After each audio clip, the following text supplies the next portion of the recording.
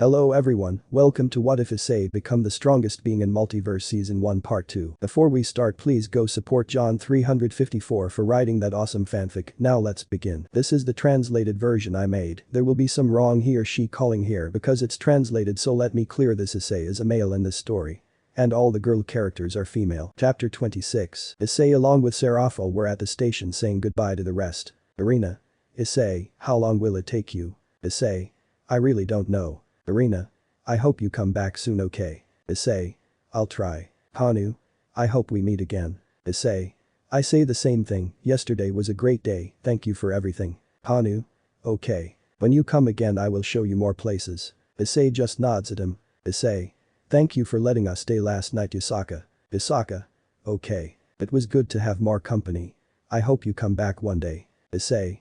I'll try. Well, see you later, Irina. Giving him a hug and then Kanu and Yusaka. And shaking hands with Azazel. So they both got on the train. When they were seated, Issei took out his phone and called Issei. Ross. Issei, tell me what's wrong. Issei. Well, as you know, I have a mission and I wanted to know where we were going to meet. Ross. If I have already been informed, come to the academy, from here we will leave. Issei. I understand, we will be there in a few hours. Ross. Wait, you're coming with someone. Issei. Yes, Seraphil insisted on coming, the truth. But see you later. He didn't even let Issei respond as he hung up. Issei. Okay. Are you ready, Seraphil? Seraphil. I haven't fought for a while, the truth is. Issei. Seriously, how long has it been? Seraphil. A few hundred years. Issei. How old are you? He didn't finish because he felt a chill and saw how Seraphil had a smile on his face. Seraphil. What were you going to say? Issei. I forgot nothing. Putting on a nervous smile. Seraphil. I see. It's okay if you remember, tell me. Issei. I'll try. Well, leaving that aside, you have some idea of what our enemies are like. Seraphil. Not at all. When it comes to other factions, my knowledge is very little, honestly. Issei. I see. Well, we'll see when we arrive. Seraphil. Issei, tell me, you're excited, right? Issei. Not at all. The truth is that I'm curious about what Asgard is like. Seraphil. I won't lie, I'm curious too. Issei, tell me, Cao gave you a fight. At that moment there was silence for a few seconds. Issei. A little, but if I had gone all out I might have been in trouble. Seraphil. Whenever you fight, your enemies underestimate you for being human and you deliver the first lethal blows. Issei. Yes. Tell me what you thought of me. Seraphil. The same as the others. How could a human get this far? Issei. I see. Seraphil. But seeing you fight Razor left me even more surprised. Issei. Understood. You wake me up when we arrive, I'm a little sleepy. Seraphil just nodded and with that Issei began to fall asleep. It took a few hours until they arrived. Seraphil. Issei, we're here. At that Issei began to open his eyes slowly, letting out a yawn. Issei. That's good. Seraphil. You slept well. Issei. A little. Okay, let's go. They both begin to get off the train heading to the academy. After half an hour they arrived and Issei was waiting for them in Sona's office. Ross. Well, how was the trip? Issei. It was good, I fell asleep for a while. Seraphil. I read a bit of my manga. Ross. I see, well, how about we go? They both just nod and Issei creates a magic circle going towards Asgard. When Issei arrived, he was surprised since it was a great place. Issei. Wow, this place is great. Seraphil. You're absolutely right. Looking everywhere, after a few seconds Issei caught their attention and the three of them started walking. When they arrived at Odin's castle, the Lairs did not want to let them enter until they received a message from Odin. Upon entering they both saw many luxuries and after a walk they reached the throne. Issei. Hello Odin, how have you been? Odin. Good. And well, you're ready, but from what I see you brought company. Issei. Well, she wanted to come. And I couldn't deny. Scratching the back of her head. Seraphil. I'll help with whatever I can. Odin. Thank you. The army will leave tomorrow so they can explore the city while the time comes. Issei. That sounds great. Odin. Issei, you can guide them. Ross just nods and the three leave the castle. Issei. Well, Ross, where are we going? Ross. Well, how about we go eat something? They will like it. Issei just nods as does Seraphil. At that, the three were going to leave until someone spoke to Issei. Valkyrie. Ross, we haven't seen each other in a while. Giving him a hug, doing the same Issei. Ross. Well, I've been busy really. And how it went for you? Valkyrie. You already know, only training and some missions. At that he sets his sights on the other two present. Valkyrie. And who are they? Ross. Oh yeah. Well, she is the Mau Serafal and Issei are here for a mission. Odin. Valkyrie. Don't tell me they're going there. Ross just nods. Valkyrie. I see. I know she is strong, but the other one only has a human aura and is weak. At that Issei understood her hand toward Serafal, making her take a bill out of her pocket and give it to him. Ross. What was that? Issei. You see, Ross Serafal and I made a bet. And that is that if I heard those usual words she would pay me. Serafal. It's not fair if we continue like this I'll be bankrupt. Issei. You wanted it that way, I let you know it was a bad idea haha. Serafal looked away with a pout. Valkyra. I see. Ross. You see. Even if you don't believe it, Issei is very strong and he defeats Loki-sama very easily. The Valkyrie upon hearing that was surprised and analyzed Issei more but nothing. Valkyrie. But I don't understand, he still seems like a weak human. I can't find anything. At that Issei raises his hand again, making a small smile. Serafal, somewhat angry, gave it to him. Serafal. Hey, don't say those words anymore, I'll run out of money. Valkyrie. Sorry. But I see that he doesn't mind. Issei. I'm used to it, the truth is that I often hear those words. Valkyrie. I see. Well, I have to go, I wish you luck. Leaving the place. Issei. Serafal, how much money did you bring? Serafal. Because you ask. Issei. I feel like tomorrow I will hear those words. Serafal turned pale upon hearing those words. Serafal. Issei during battles does not count. Issei. You want to escape. Serafal.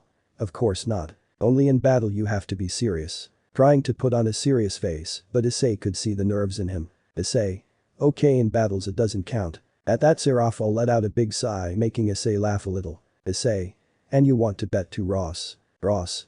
Not at all. If I do that, in a few days I would run out of money. Issei just laughed. After that they started walking, first they went to eat and then they visited many places buying some souvenirs. At the end of the day they went to see the sunset. Issei.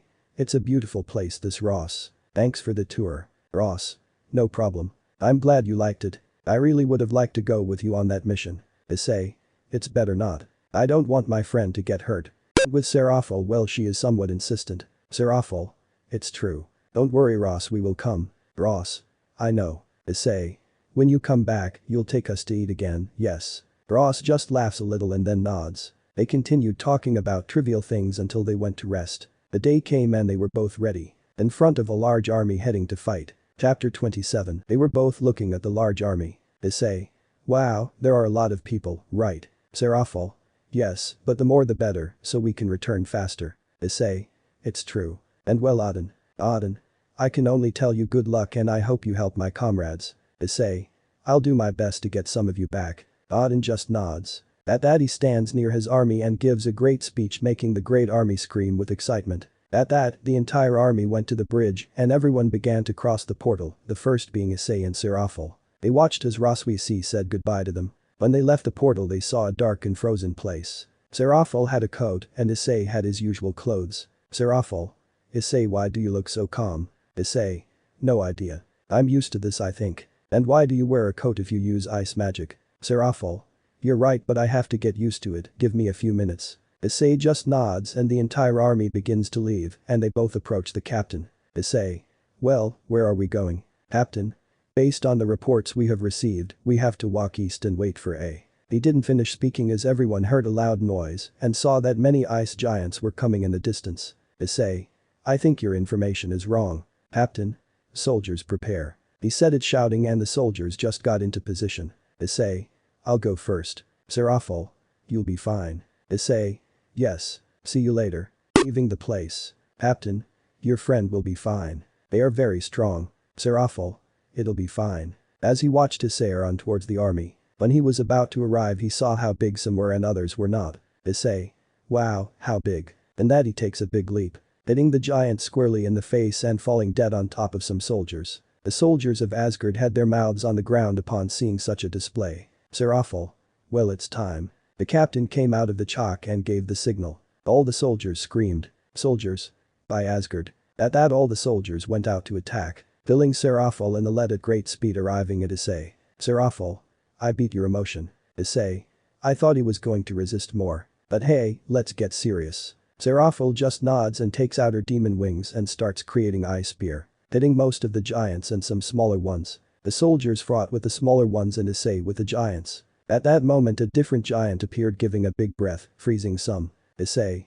Get out of there. Approaches. He said it out loud as the blizzard affected some soldiers, but most could not escape. Issei could only make a frustrated face, since he wasn't going to be able to make it in time. At that point he saw how they crushed some frozen soldiers. Issei got a little angry because he saw the enemy's smiles. At that point he starts running and kills those who cross him, destroying even a mountain because of how upset he was. Killing them, he went towards the mocking giant. The giant saw him and tried to hit him with his staff, but Issei destroyed him, taking a big jump and destroying his face. Issei. That was for making fun of those soldiers. Turning your back on the corpse. He saw how many soldiers were coming and Issei without thinking went out to attack again. A few hours passed since the battle began and the enemy's numbers were decreasing thanks to Issei's help. At that the enemy retreated but not before saying, "We'll see each other later," putting on a big smile and leaving. When they left the scene, some soldiers were seriously injured, some missing an arm or legs. Issei just stood watching the enemies leave and then someone spoke to him. Serafal. Issei, you're fine. Issei. Yes, Serafal. But I couldn't help much. Well, he clenched his fists as he could not save some. Serafal.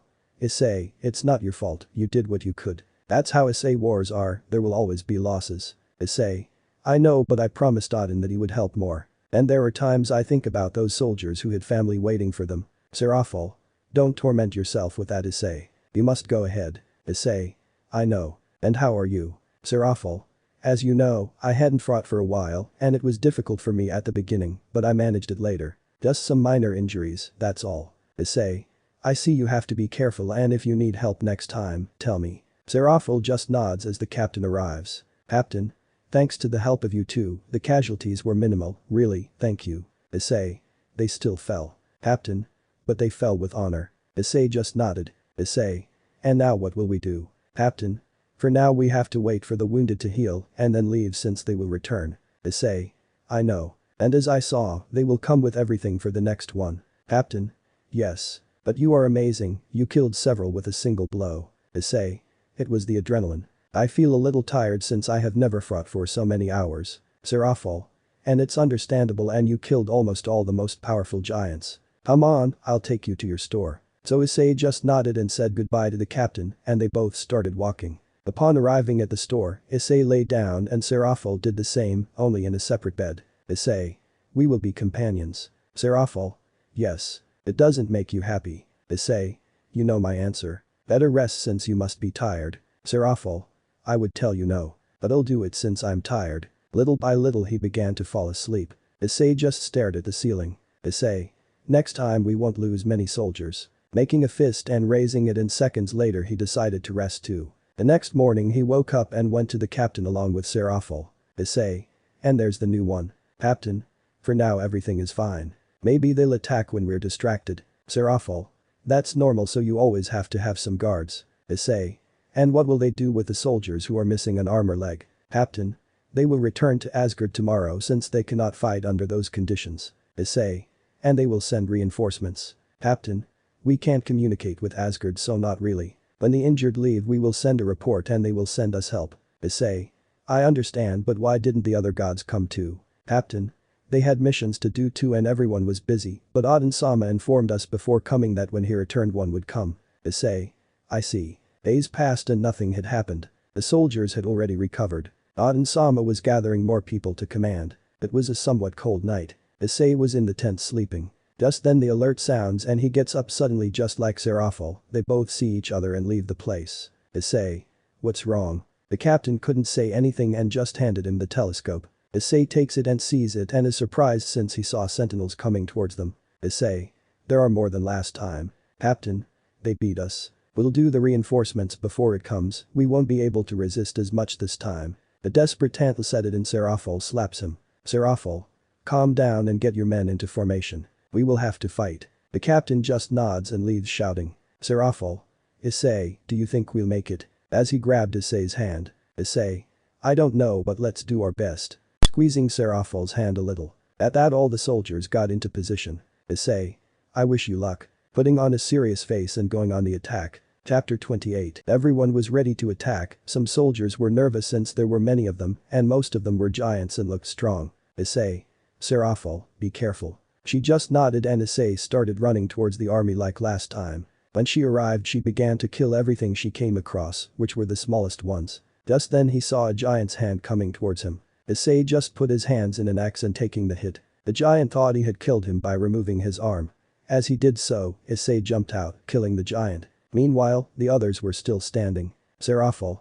Hey, we have to go too. Going out on the attack. The soldiers put on a serious face and all went out to attack as well. Upon arrival, cries of pain could be heard from both parties. The giants crushed most or froze them. Some would be saved since Issei arrived in time to avoid being crushed, but others were not that lucky. The enemies' numbers were much higher. Serafal created ice snakes and large ice spikes. Issei takes some hits to protect some soldiers. But the injuries they inflicted were not very serious. Hours passed and the Asgardians were rapidly dwindling. Realizing this, Issei approached the captain. Issei.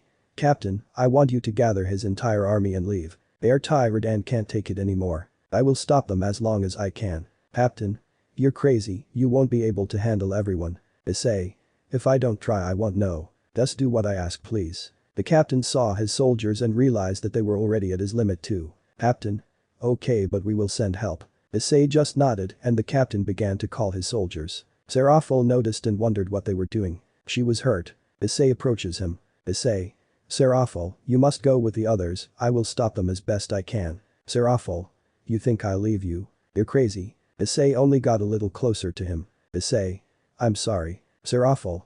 4. She didn't finish as Issei moved behind her at great speed and hit her on the back of the head. Falling faint as she does so Issei takes her so she doesn't fall as she quickly goes with the rest of her and gives Serafal to the captain. Issei. Tell him I'm sorry and we'll see you later. Putting on a smile and leaving. At that Issei makes a big jump and when she falls to the ground she makes a big hit on the ground, creating a big tremor. At that Issei turns around. Issei.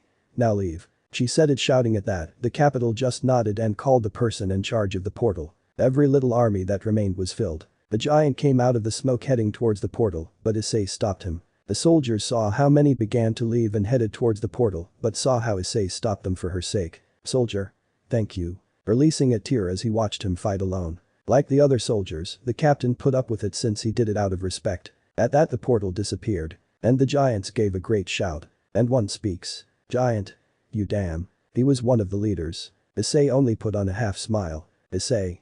As long as I'm alive, they will not reach Asgard. Angering most of the enemies and going on the attack. Meanwhile, both Asgard told Odin that the portal had been activated and created a magical circle going to the place. Same as Issei since it was there. Odin, seeing how the few soldiers he had left, saw the majority very wounded. He called more guards to attend to them. Just then the captain comes out with Serafal in his arms. Odin and Issei were scared and were going to say something, but he beat them to it. Captain. Only she is unconscious, she is not dead. Odin. That's good, but what happened there? At that the captain gives Serafal to Issei. Captain. The enemy far surpassed us. As you can see, only us are left since young Issei stayed there while we escaped. Odin upon hearing that was surprised and Issei was going to fall to his knees, but he held on since he had Serafal in his hands, but he let out a few tears. Odin. Because he was left alone. Captain. He stopped them so we could all be teleported. Sorry we couldn't do much. Odin. Okay. At that Odin approaches Heimdall. Odin. Heimdall you see. Heimdall. No, Odin-sama, something is preventing me from being able to see that place for a few days now. Odin. I see. At that he calls a guard. Guard. Yes, Odin-sama. Odin. Call all the gods or heroes you can, we have to go. The lair was going to leave, but Heimdall spoke. Heimdall.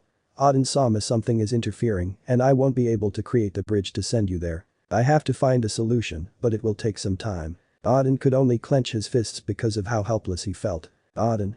How long? Heimdall. At least 4 days. I'm sorry. Odin. Okay. Heimdall. I'll start from now so that maybe I can get it done faster. At that Odin approaches the captain and sends him to rest. Odin was going to leave with Issei, but they saw how Serafal begins to wake up. Serafal. Ross, what do you do on the battlefield? Ross didn't know what to say. At that Serafal begins to look around and realizes that he is not on the battlefield and gets off Ross. And he remembers what Issei told him. Serafal. Where is Issei? They both didn't know what to answer. Serafal begins to look to the sides. Serafal. Where is Issei? She said it upset since she didn't want to believe it. Issei approaches her and hugs her and sheds some tears as well. Ross. He stayed on the battlefield so you guys could escape. Serafal opens her eyes upon hearing that and lets out a few tears. Serafal. No. No, don't tell me it's a lie. Well, she separated from Ross and shed some tears. Serafal. Tell me it's a damn joke because it would be in bad taste. Ross Issei didn't know what to say. Auden. No joke, he's down there. He did it to protect his return. Serafal. But we promised to fight together, he lied to me. I must come back. Send me quickly. She said it was upset. Auden. You can't go back. Something is interfering with the bridge, it cannot be returned for 4 days. Serafal upon hearing this falls to her knees and begins to cry while he screams in denial. Ross. You have to believe in him. You know he can defend himself. Serafal. I know. But I wanted to help him, in the end I couldn't do much. Auden. When the bridge is ready we will go and we have to hope that it is fine. Serafal stood up and became serious. Serafal. I'll go too and I have to believe in Issei, I know she can defend herself. Clenching his fists as he couldn't do much. Ross. Auden-sama, I'll go too. Auden just nodded. Auden. Serafal don't know you should go rest these days. She just nodded and Ross Issei guided her and Auden was left alone there. Auden. I hope you're okay boy. Well, he began to walk. Chapter 29. In heaven there were 2 people training until they took a break. Irina. How he thinks he is doing with Issei. Griselda. I would say that I have already fought alongside him and he is strong. Irina. It's true. You have had a mission together and how you fight since I haven't seen it. Griselda. He is serious when he fights, he has no mercy on his enemies. Irina. I see. I would like to talk to him. Griselda.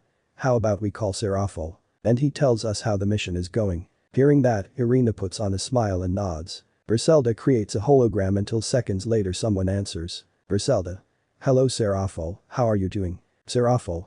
Very good. Pretending to put on a smile. Griselda. And it's difficult not to have had problems. Serafal. It's a little difficult but we were able to get ahead. Irina.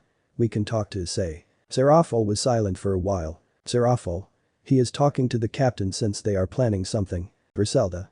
Tell me the truth, I know that in the meantime. Putting on a serious face. Serafal.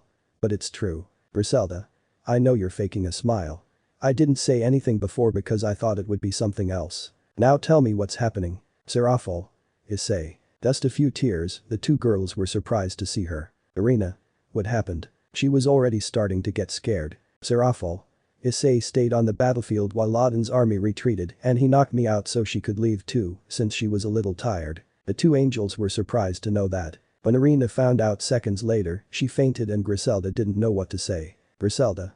And why haven't they gone? Serafal. The portal that connects the other side does not work, we will have to wait 3 days. And we don't know how it is filled since something interferes. He is alone there and abandoned me. Releasing tears. Griselda couldn't help but blurt out some since they were good friends and a part of her loves him very much. At that Irina gets up all upset. Irina. Griselda, tell me what I heard is a lie. She held his shoulders and she held herself back from crying. Griselda just shook her head at that. Irina starts crying into Griselda's chest. Serafal. When you can go. Several of us will go to see the situation and we just hope that he is okay. You know what he is like. Irina. Please, I want to go. That's how I help. Serafal. You'd better stay there. When I finished I told them what happened. Griselda. You promise? Serafal just nodded. At that point he made the hologram disappear. Irina. I hope it's okay. I know it will be. Griselda. It sure will be, don't worry. The 2 could only hug each other and wait for the news. Meanwhile in a cold place. Giant. How the hell are you still alive? He said it angrily since he lost several of his men and he was only one person. Issei. It will be luck I would say. Everything agitated since he was a little tired and he didn't have half a shirt and had several wounds. But he had already defeated several. But you look tired, you won't be able to take it anymore. Furthermore we are that you. Issei. What can I say, you're absolutely right. But I'll still kill them. Running towards the one who spoke that he was a leader of the little ones. When he was close he started hitting him. Until he left him dead on the ground. The others just got angry and went to the attack and Issei only picked up a sword that was on the ground and went to the attack too. Killing in half whoever crossed him. At that time he went towards the rest at great speed. That only made the enemies angrier. Issei threw his sword killing one and started with his fists again. Destroying the face of Summer the entire body. At that, a giant tried to hit him from behind, but Issei killed him first. Leaving him a huge wound in his chest and falling dead on the ground. Issei. I won't die that easy. Well, several came to attack. And Asgard Serafal was worried he wanted to go when before. Ross. Serafal, calm down, if you continue like this you won't achieve anything. Serafal. I know but I can't stop thinking about how Issei is doing there. If you had seen there were thousands of them. Ross. But you know what Issei is like. He will be able to get out of it. Serafal. I know he is strong, but you should know that he should also eat and rest a little. We all have a limit, you should know, no. Ross. I know, and if he fights for that long I don't know what will happen. Serafal. Also, Griselda called me recently and in the end I had to tell them the truth. Ross. They wanted to come, no. Serafal. Yes, but I told them no. Because if they come they would only cause a disaster. Ross. Like you at the beginning. Serafal. I won't deny it because it's true. And the worst is still 3 days away. I felt weak in that battle. Ross. It's normal, you haven't trained for a long time and you had to fight like that out of nowhere. Serafal. I must train it. If I continue like this I won't be able to help later. You can guide me to a training camp. Issei just nods and they both start walking towards a room. In the underworld the leaders were waiting for Auden's arrival as he gathered them this time until Yasaka was there. Just then he appeared and sat down. Azazel. Well, that happened. Auden. Well, the truth is they should know. Michael. What a thing. There were also Gabriel and Penemu. Auden. Issei's mission went wrong. The leaders lowered their heads a little when they heard that, they were surprised and some got up from their seats. Azazel. What do you mean by evil? Explain yourself. Putting on a serious face. Auden. The enemy was more than normal. At the beginning there were few casualties. But when the enemy returned, reinforcements were more than normal. The army went to attack, but hours later the number decreased. From what Captain Issei told me, he forced them to leave while he detained them. Penemu? Don't tell me what. Auden. That's him. Issei was left alone fighting against the army. Surzich. And what happened to Serafal? Auden. Issei hit her on the back of the head since she would not leave of her own volition. Isaka. And because help has been sent here. Auden. It can't be done because something is interfering. Heimdall is looking for a solution, but there are still 3 days left and he does his best. Isaka. He's been fighting alone since when? Auden. Almost 2 days. Surzich. That's a lot for one person. And you don't know anything. Auden. No, since something interferes. We just have to wait. I already gathered some gods and heroes, but for now I can't do anything. Azazel. As he will be getting to you. I know it is strong, but an army is something else. Auden. I know, but the captain showed me how he fought. And that he shows Issei's entire fight in a hologram and they saw how he killed the giants and how he protected the Asgardians without thinking about it and how he received injuries just for protecting them. The women present wanted to look away but couldn't. They saw how he forced the captain to retreat and how he alone protected the portal and how he gave them a smile. The place became very silent for a few minutes until someone broke it. Azazel. That stupid guy, how can he do such a thing? Gabriel. Issei is a person who would fight for others and you just saw it. He saw that he defended others while he received many wounds. Azazel. I know. But you saw there were thousands and there were also many for one person and training alone was never trained correctly. Surzich. It's partly our fault since we never asked him if he wanted us to teach him something. Michael. It's true. We can only wait. Isaka. Auden don't know, and how is Serafal when she receives the news when she wakes up? Auden. She was very upset since Issei sent her. But he relaxed since he trusts him. When the bridge works again she will go too. Isaka. I see, I hope it's okay. After that, everyone headed off, hoping for good news at the next meeting. Chapter 30. The 3 days had already passed and everyone was gathered on the bridge. The most worried were Serafal and Issei, nor could they sleep. They were in front with Auden and behind them were some gods and heroes and Valkyries. Auden. Heimdall, please. He just nods and begins to open the portal where they begin to enter. When they left the portal everyone was shocked by what they were seeing. They saw many corpses. Some were headless, others did not even recognize themselves, and others had swords that killed them. Auden. But what? Auden-sama, what happened here? From what I see there are thousands here. What do we do? Auden.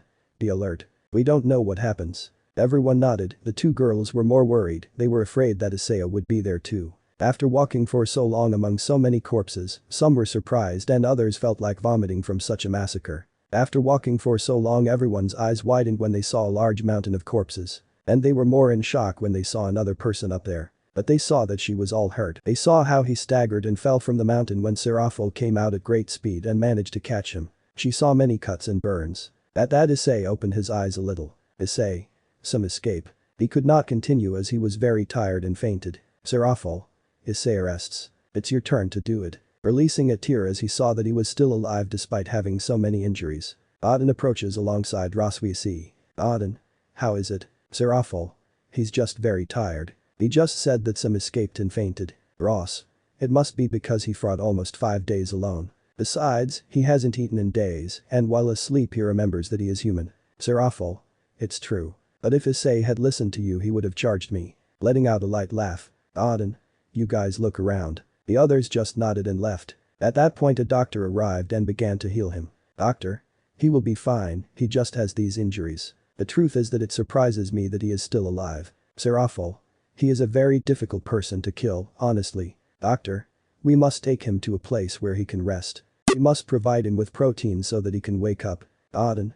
I see. At that he calls Heimdall to transport the 2 girls, not Issei. He stayed there to see the situation. When Auden left, he alone saw everything. Auden.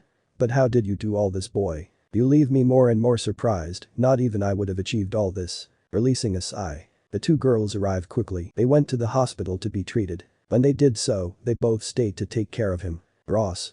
How do you think he did all that? Serafal. I don't know, but it doesn't matter. The important thing is that he's still alive, don't you think? Ross. You're right. You should talk to the other 2 so they stop worrying. Serafal. You're right. And that he creates a hologram to be able to talk to Griselda. While in heaven there were 3 girls talking until one received a call and answered quickly. Griselda. Serafal, what happened? The other 2 only paid attention to what he would say. Serafal. Issei is alive. He's just tired from the battle. Well, he shows Issei in bed with some injuries. Irina. I'm glad he's okay. I can now be calm. Gabriel. I'm glad you're okay. And how I achieve it? Serafal. I kill almost everyone. That surprised the 3 of them. Serafal. When we arrived at the place there were corpses. And when we found Issei he was on top of a mountain of corpses, barely conscious. Griselda. But how come he could handle so many? Serafal. I don't know. He couldn't say much since he was very tired. Griselda. He spent his time fighting alone for days without rest. Irina. I want to go see him. Please. Ross. Tomorrow you'll wait for me outside school in the afternoon and I'll come get you. Gabriel. I can go. Brilda. Me too. Ross we see just nodded since he knows that they are good friends with Issei. Serafal. Well, see you tomorrow, goodbye. Cutting off communication. Irina. I'm glad it's okay. I've been very worried these days. Gabriel. I could tell. Although I won't deny that I too is a good person. Griselda. It's fun to go out with him and he's my mission partner. Irina. Well, I'll go rest since I haven't been able to sleep. So tomorrow I can go with energy. Leaving the room the other 2 just stayed talking. The next day 3 girls were at the exit of an academy and every man or woman who passed by stared at them because they were very pretty. Minutes later Ross we see arrived. Ross. Sorry for the delay. Gabriel. Okay. We haven't been around for long. Irina. And Issei already woke up. Ross. She's not even unconscious yet. Well, how about we go? They were about to leave until someone spoke to them. Hero. Wow, what are such beautiful women doing here? Well, she looked at Gabriel since she had wanted her for a long time. Seeing that look, she stood behind Griselda. Griselda. Just waiting for a friend, if she excuses us we have to go. Having a serious face since he didn't like him at all. Griselda. Ross, please. She just nods and creates a barrier and then a magic circle where they all left, leaving an angry hero. That's when they arrived in Asgard, but the 3 angels didn't care much about the place since they wanted to see a person. After a few minutes of walking they arrived at the hospital and Issei's room where Serafal was. The 3 of them saw Issei sleeping and with several cuts and burns. Gabriel. Up close it looks worse. Serafal. Yes, but little by little they heal those wounds and then they will remove the scars so that he no longer has them. Irina. I see. She approaches Issei and strokes her hair. Irina. I'm glad you're okay. Griselda. What would I do without my battle companion? Putting on a small smile. Ross. Yesterday I informed Auden-sama and they can stay in the castle. Irina. I'm staying, I want to wait until he wakes up. Gabriel. Me too. That surprised everyone but they didn't ask. Griselda. He deserves to be scolded for doing such nonsense, so it's obvious that I'm staying. Serafal. I see there is no option but don't bother so much, okay. The 3 angels just nodded. Ross. Well then I'll order some lunch, you want something? The 4 nodded since they had not eaten. After a meal everyone was talking. Irina. If I don't see this, I honestly won't believe it. Ross we see was showing them through a hologram the battlefield that Issei wrote. Gabriel. I never saw so many deaths even in that war. Serafal. I won't lie to you, I say the same thing. That is nothing with this. Griselda. How was Issei's battle? Ross. We could see his memories. But it would be rude without asking permission. Irina. Okay, you should know what he is like. He won't take much notice of it. Ross. Okay. At that he gets up and approaches Issei and takes out a sphere from his head. And they saw the battle from Issei's point of view. They began to see how he said goodbye to Seraphol to how he stopped them from entering the portal. And after that he went on the attack with everything. The 5 girls were surprised with the speed he did it. 2 days passed and they saw how he continued fighting without rest and they saw how tired he was. Ross. How is it possible that he hasn't rested for a second? Griselda. Where does he get so much resistance from? They continue to watch how he killed the giants without any mercy. Until another day passes and one speaks to him. When you die we will go to Asgard and all its women will be ours. And from what I saw there was a demon, that will be the first. The girl saw how he laughed and saw how Issei went at great speed and killed him. Making her explore his body. Issei. Approach her or someone I know, I won't have any mercy. Going at great speed killing the rest faster. The girls were blushing more Seraphol. They heard how some called him a monster. Issei didn't take it into account and continued. Until they saw how she saw Seraphol and that's where the memory of her ended. There was silence for a few seconds. Griselda. That was very much the truth. Seraphol. I say the same, I have never seen someone fight like that in my life. Ross. True, he made a total massacre of everyone. Gabriel. Better let's leave that topic, you know that I don't like those things. They all nodded and changed the subject. Chapter 31. 2 days had already passed and Issei was still unconscious, that was from fighting for so long for her account. The girls were still watching him. They took turns sleeping and waiting for him to wake up. Ross. Because we're not all going to the cafeteria to eat something, we still don't know when he'll wake up. Seraphol. It's okay, and it's a bit uncomfortable to eat all together here. Gabriel. It's fine with me, let's go. The others just nodded and the group went to the cafeteria while they were there. Irina. I have a question for you Gabriel-sama and Seraphol-sama. Gabriel. Something's wrong Irina. Irina. Well, I heard that you and Penemu have never had a good relationship and whenever you are together you fight. But not now. Seraphol. You're right, it's always like that. But they were meaningless fights and it's not a good place. Gabriel. Sure and Issei wouldn't like that, no. Seraphol. It's true. You should know that Irina. Irina. Yes, but when he is not there they will fight as always. Seraphol, it's time to stop such nonsense, don't you think Gabriel? Gabriel. Yes, and now we are at peace. Meanwhile in a hospital room. The black-haired man was slowly waking up until he had his eyes. Issei. Wow, I'm still alive. She had never fought so hard. Well she looked at her hands and remembered everything that happened. Issei. The last thing I remember was seeing Seraphol. In the end they arrived on time, I could continue fighting, but I also need to eat. At that her stomach growled a little. She gets out of bed and goes to the window. Issei. From what I see, it's already late. How long does she open unconscious state? As she looked at the view. She feels someone open the door. The first to enter was Issei, and when they saw Issei already standing they were surprised. The others didn't understand until they entered and they were surprised and happy. But one ran away. Issei just watched as he suddenly had a big blow to his face that ended up causing him to fall. The others were in shock from what they saw. Seraphol. You idiot. We promised we would fight together, but in the end you lied to me. Trying not to cry. Issei didn't say anything. Seraphol. I know you did it for me and the rest. But staying alone, you're crazy. You should have trusted me more. Issei decides to speak. Issei. I saw how tired and injured you were just like the rest. Do you think I would leave you or someone else there? First dead. Standing up and having a calm face. Seraphol didn't say anything and I gave her a hug. Seraphol. All I can say is that I'm glad you're okay. Issei.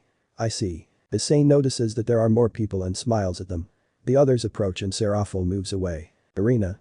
You know I was very worried when I found out what you did. Issei. I'm sorry. Irina only hugged him for a few seconds and separated. Ross. I should have insisted on going. So it could have helped. Giving him a hug too. Griselda. You are very stupid, you had better not have died there. Otherwise I would be left without my friend and companion. Issei. Thank you. Griselda just walked up and gave him a hug too. Gabriel. I know we don't know each other very well, but I know we can be friends and. Issei. Thank you for your concern and of course we can be friends. At that she takes a few steps back. Issei. I'm glad you're here. I appreciate it, it won't happen again. Griselda. I hope so. Issei. Yes but first. I can eat something I'm hungry. The girls just laughed a little. Issei left the body heading to the cafeteria to buy something to eat and greet Auden. The others stayed talking to Issei. Issei. How long did I sleep? Gabriel. Let's say almost 4 days. Issei. Wow that was a long time. Seraphol. It was noticeable even if you didn't have many serious injuries. You were very weak. Issei. I know. I could fight, but hunger won me over. I didn't have much of a problem with sleep since I slept little since I was little. Arena. But still Issei. You made a big killing. Issei. How do you know that? Arena. Well, we were able to see your memories. That bothers you? Issei. Not at all, and I don't have anything to hide. Gabriel. Still. You did something impossible. Serafal. It's true, not many would do what you did. Issei. You know, in that fight I was about to reach my limit, but I couldn't get past it since the others ran away. Serafal. I know, the only thing you said was that some escaped. But don't worry, Odin Sama sent several to finish. Issei. That's good. Everyone saw how a magic circle appeared and Odin came out. Odin. I see you're fine now. Issei. A little weak from lack of food, but I'm fine. Odin. I'm glad you're okay. And thanks for saving my men. Aang. Issei. Don't worry, and it doesn't ask you to do much. Odin. Don't torment yourself with that. That's how wars are, one life is better than none, so be calm. Issei. I understand, and tell me what happened to those who escaped. Issei. You see, boy. When my men found them they saw that they were afraid. Arena. Because. Odin. The only thing everyone said was that boy is a monster while they trembled. How much you did. Issei. Let them show you. Serafal takes out the orb with the memories of the battle, and Odin sees everything. Staying in shock for such a massacre that he committed. Odin. Now I realize what happened. Issei. When can I leave? Besides, I have to go back to the academy, it's a long time from now. Griselda. What worries you is the academy. Issei. Well, I feel good. I just have to eat a little and I'll be as good as new. Odin. Well, if you feel better, you can leave whenever you want. Issei. That's good. Odin just nodded and left the place minutes later. Issei arrived with food and Issei ate it happily. Issei. Ross, remember the promise. Arena. What a promise. Ross. That when he returned he would show him more of the city and we would do many things, right, Serafal? Serafal. Yup. Issei. Well, when I finish eating we'll leave. And you girls want to come. Arena. It's fine with me, there's not much to do. Griselda. Be thankful I don't have something to do. Gabriel. Sounds good. At that Issei finishes eating and gets out of bed. Issei. Good. But first, where can I get clothes since I only brought a change of clothes? Ross. Don't worry. In the bathroom is a new set of clothes. Issei just nods and goes to the bathroom to change. Minutes later he came out and everyone started walking through the city, calling everyone's attention. But more so for Issei since everyone applauded him and asked for a photo or autograph for what he did. Issei happily did everything. As the day passed, it was time for dinner and they would not be charged. Issei. How good the people are. Ross. It was amazing. What you did is priceless. Issei. I see. Now that I remember how the rating games go. Gabriel. Because you want to know. Griselda. After all the rating games Issei is going to fight his brother, he challenged him a long time ago. Arena. From what I know, the Gremory group reached the finals against Sererg. Issei. I see. Then the day will come soon. Serafal. Seriously, you will. Issei. Yes. Ross. Before I forget. The leaders want you, Azazel and another person to narrate the final. Issei. Because me. Ross. Maybe because of what you did. Issei. Okay, and when will it be? Ross. In a week like this you have time to relax. Issei. Good, so you can show me more places. Issei only smiled at him. That's when the food arrives and everyone eats happily until everyone goes to sleep in the castle. And waiting for a new day. Chapter 32. A few days had passed and each day they got to know more places until it was time to leave. Issei. Well, the truth is these days went by quickly. Gabriel.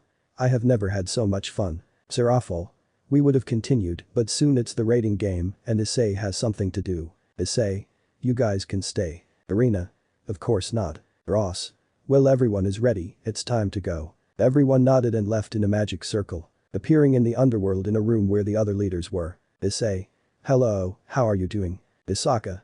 Issei, I'm glad you're okay. Putting on a smile at that, Kanu quickly got up and gave him a hug. Issei only caressed his head until he pulled away. Surzich. I'm glad you're okay. Michael. I say the same thing. Odin Sama already taught us and surprised me. Issei. I had to do something. Well, can someone take me where Azazel is since I don't know him? Serafal. I'll guide you, let's go. Issei. Thank you. See you later. Leaving the room and walking down the hallway while talking about anything. When they arrived they knocked on the door and entered. Azazel. Long time no see Issei. Issei. I say the same. And well, I have to do. Commentator. Whatever you want, don't worry, maybe we'll ask you some questions in the middle of the battle. Issei. I see. That's fine and your Serafal will stay. Serafal. I would like to but I have something to talk about with the others so good luck. Putting on a smile and leaving the place. Azazel. Let's take our seats and get ready. Issei just nods and sits between the two. That's where the commentators start talking. Commenter. Hello everyone. They are ready for this grand finale. Everyone applauded and some screamed with excitement. Commenter. I am glad that you are so happy and please welcome the leader of the fallen Azazel-sama and Issei-sama. Several screams were heard. Commentator. Wow, you two are famous. Azazel. Hahaha yes true. Issei just laughed. Commentator. And what do you think of this battle? Azazel. Both groups are sources and have trained a lot so it will be a long battle. Commentator. And you Issei-sama. Issei. As Azazel said it will be a great battle, so I wish both teams luck. Screams were heard from some women as they tried to see Issei through a hologram. Commentator. Wow, you are famous. Can I ask something? Issei. Go ahead. Commenter. You have a partner. At that, there was a great silence on the part of the female audience who wanted to know. Issei. Not really. The three of them could hear loud screams. In the VIP room some girls listened to the things that the women in the audience were saying. And the leaders let out a light laugh until they felt a murderous aura behind them. When they turned around they saw serious things about the girls. Michael. Little sister, what's wrong with you? Gabriel just gave him a smile and that gave Michael a chill. The rest didn't even ask, they were afraid to do so. Commenter. That's unusual I thought I'd have some already. Issei. Well I don't have much to offer and I wouldn't have much time since I'm always on dangerous missions and I wouldn't want to worry that person. Maybe more later. Commenter. I see. As dangerous missions he refers to the one entrusted to him by Odin-sama. Issei. Yes. It's the first time I've fought so much. Commenter. From what I have been informed, you have been a hero in that faction until your name is already written in the hero books. Issei. I see. Commenter. He's not happy about that. Issei. I don't fight for fame. I fight to protect people and I do not consider myself a hero since in that mission there were soldiers who lost their lives fighting, for me they are the heroes. There was great silence for a few seconds. Azazel. Well, it's time to start this, don't you think? They both just nodded and both groups began to leave. Sarah saw Issei through the hologram and wanted to fight him too. Commentator. Azazio it is true that young hero has more or less managed to master his armor. Azazel. If he can make several changes to them, the boy has become stronger. But he won't have it easy, since young Sarerg is one of the strongest young people in the underworld. Issei. All that remains is to wish both contestants good luck. Commenter. Now that I think about it, because you Issei-sama are not in any entourage of Ria-sama or Sona-sama. Issei. Well they didn't have room for me anymore. They already had their entire entourage. Lying since he didn't want to make a fuss. Commentator. But I still saw many young nobles who loved him. Issei. I'm not interested in joining any entourage, I prefer freedom. Azazel. If you join one you would have to fight alongside a group. Issei. I know, but if the group doesn't like me, I wouldn't want to have a bad relationship with my classmates, but let's put that aside and start this. While in the VIP room everyone was talking calmly. Serzic. From what I saw in the Serafal fight, you have become rusty. Serafal. I know. But you two just like the rest. Serzic. I won't deny it since it's true. We haven't fought in years. Michael. It's true it will be better to prepare for the future if we don't train we won't be able to defend our own. Odin. True. Isaka. Since the attack we had, I have been training with Kanu, since someone is not always going to defend us. Serafal. The truth is I have never felt so weak in a battle. Michael. It's been years now. Young Issei is not always going to help us. Griselda. Although he wants to help, he won't be able to since he must also fight. Serafal. I know that because he tried to help several people, but he didn't arrive at the place in time. And I couldn't do much. Gabriel. Don't worry. Over time you will improve. Isaka. The truth is that it is difficult for me to even believe everything he did and now he is as if nothing had happened. Odin. According to the doctor's reports, the only thing he had was a little tired from not eating. And the injuries were not dangerous since he did not suffer many. Isaka. I see. Odin. Also when he sent for the rest of the enemy they were afraid of him because of such a massacre that Issei did. Serzic. One would imagine who wouldn't end up terrified by such a massacre that passes before his eyes. Serafal. Let's put this conversation aside and watch the game as it begins. Everyone accepted and set their sights on the game. All the fights were the same as in the original series, only there is another tower here since Roswiesi is not in your group. Already in the final they were the same ones, except that it is Hero who is present. It was a great battle on both sides. The public screamed with excitement supporting both groups. Everyone could see how Sarerg was doing more damage to Hero and he was already reaching his limits. Azazel. This is almost over. Issei. Yes. They continued watching until they ended up eliminating Riaz and Hero. Everyone was shouting with excitement since it was a great fight, although Sarajevo didn't have that many injuries, so he raised his hand for silence. Sarajevo. It was a good battle, but I want to fight Issei. I point towards the hologram. That surprised everyone in the audience and the leaders as well as Issei. Issei. You just fought, you must be tired. Sarajevo. With a tear of a phoenix I will be as before. So, putting on a smile. Issei. If so, I can't refuse a fight. Getting up from his seat and going to the place outside the tunnel everyone could see him. With his normal clothes and like him he took off his red tunic. Making the girls scream with excitement seeing him like that. Issei would just go on stage and be transported to the meeting place. When they were face to face with Sarajevo they both gave each other a smile. Issei. Be compassionate to me. Sarajevo. That's what I should say. I know you are strong so I will go all out from the beginning. Calling his companion and putting on his armor. Sarajevo. I'll give it my all. Issei. I like it that way. At that point, both of them launch into the fight, bumping fists. To be continue. Chapter 33. Issei and Sarajevo bumped fists, causing a small crack to form on their feet. They both separate. Issei. You are strong. Sarajevo. I say the same. Looking at his hand and how he had a small crack in his armor. Sarajevo just put on a smile and attacked again. While in the VIP room. Auden. Wow, I didn't think Issei would go to fight. Serafal. He likes challenges. Since he is already recovered. Isaka. He has great resistance if he has just returned from his mission. Griselda. That's him. They continued watching the fight. Issei and Sarajevo were punching each other. At that Issei dodges one of Sarajevo's blows and takes the opportunity to hit him in the stomach. Sending him to the sky, Issei makes a big jump and joins his two hands and sends him to the ground again, leaving him embedded in the ground. Sarajevo was slowly getting up with some cracks in his armor and spitting out some blood. Sarajevo. It's my turn. At that he moves at great speed delivering big blows to Issei. He didn't do anything and he just received them fully. Sarajevo gives him a big blow that sends him flying. The public screamed with excitement since it was a great battle. Enemu? Because he doesn't defend himself. Roswisi. Maybe he wants the fight to be longer. Azazel.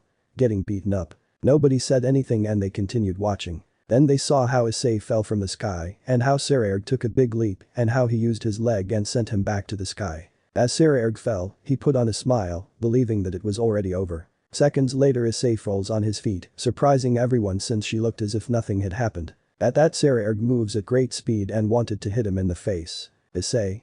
You hit me so hard. Now is my turn. At that Issei gives him a big blow. He sends him flying further, so Issei starts running and intercepts him and gives him another big blow, causing Sarajevo's armor to no longer support that much, and they separate. Sarajevo tried to get up, but as he did so he spat out a lot of blood. Sarajevo.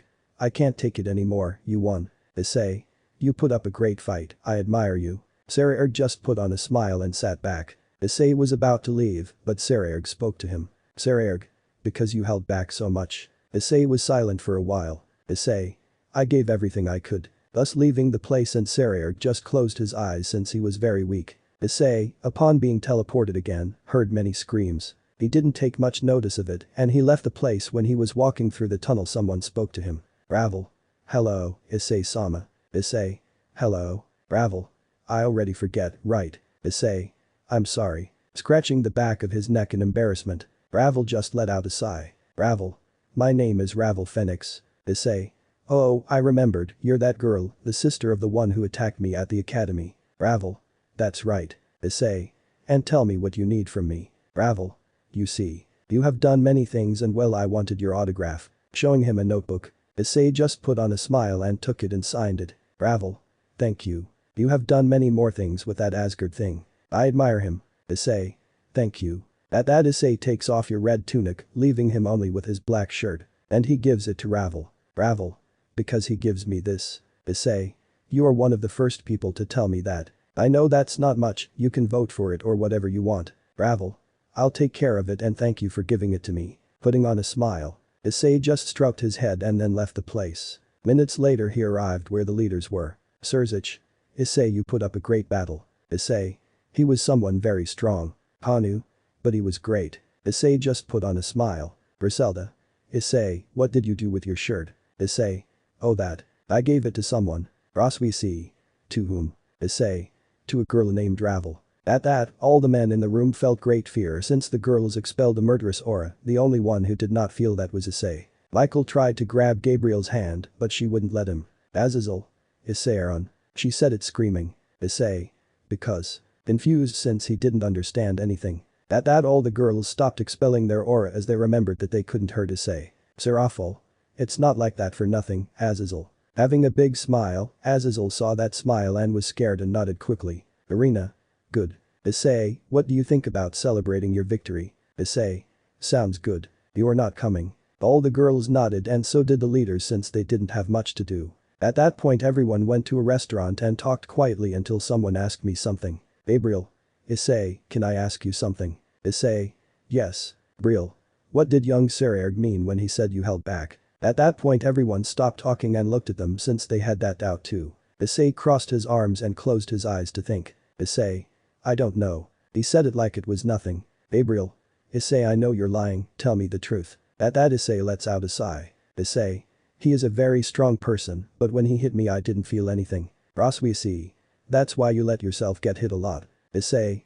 Yes. I wanted the fight to last longer, but I realized that Sererg was not going to last any longer, so I gave him those last blows. Auden. Issei, can I ask something too? Issei. Sure. Auden. When you were left fighting the frost giants, you were able to give your all. Issei thought for a long time. Issei. I don't know Auden. Auden.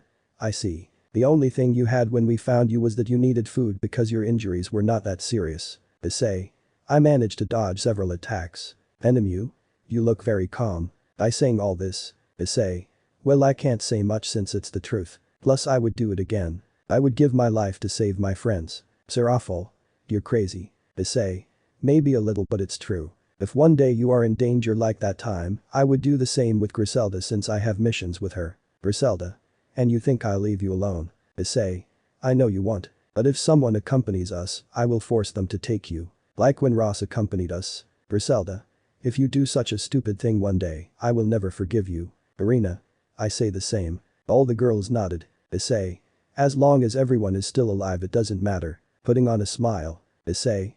You may hate me, but I will still protect you since you were my first friends. At that she gets up from her seat and leaves the place. Since they were in the human world. As Issei left, he left a great silence. Arena. It would be impossible for me to hate you, Issei. She told herself. Serafal. I know he does it for us and other people. But he doesn't think for himself. Isaka. That's him. Enemu. He left too quickly and I can't feel his aura near him anymore. Griselda. They don't think we should go look for him.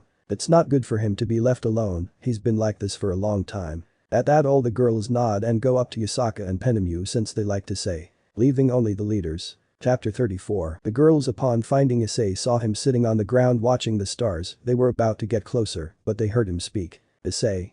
I must be strong so that my friends are happy, they have a life ahead of them, people who love them. I must end this war when before my life is short not like theirs I am only human and in a few years I will no longer be able to protect them. But I will be able to see their smiles and see how happy they are. When that time comes I can leave in peace. Letting out a sigh and getting up from his place and walking towards her house. Meanwhile, the girls all shed tears upon hearing such words. Gabriel. Because he says all that. He deserves to be happy too. Serafal. I know but I think he wants to keep us away. Griselda. I could tell he wants us to hate him so we don't get involved in his missions. Arena. It won't be that easy. Hanu. You're right, you should never leave him alone. He deserves to be happy too. Isaka. He's done so much for us without resting. Enemu. Yes, we also have to make him happy. Gabriel. And what would that be like? Serafal. Easy, you just have to take him to the places he always wants to visit so he can have fun. Griselda. It's true when we went to the fair he was very happy since it was the first time he went. At that all the girls nodded since they wanted him to be happy too. Arena. How do we communicate with Lefei, she is also her friend, no. Serafal. I'll find a way. We also have to tell Graphia. But that idea in mind, everyone was about to leave, but Arena spoke again. Arena. Now that the rating game is over. That Issei was not going to fight Hero. Serafal.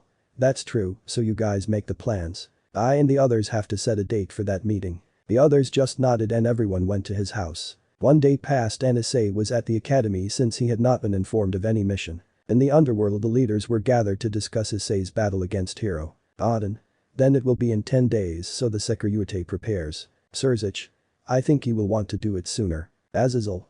That boy is very impatient when it comes to Issei. Serafal. Then it's 10 days until someone tells Riaz and I'll tell Issei. The others just nodded. It was already late and everyone was leaving the academy. Issei was heading home, but when he was passing through the park he saw someone he knew. Issei. Serafal, and you're not busy. Serafal.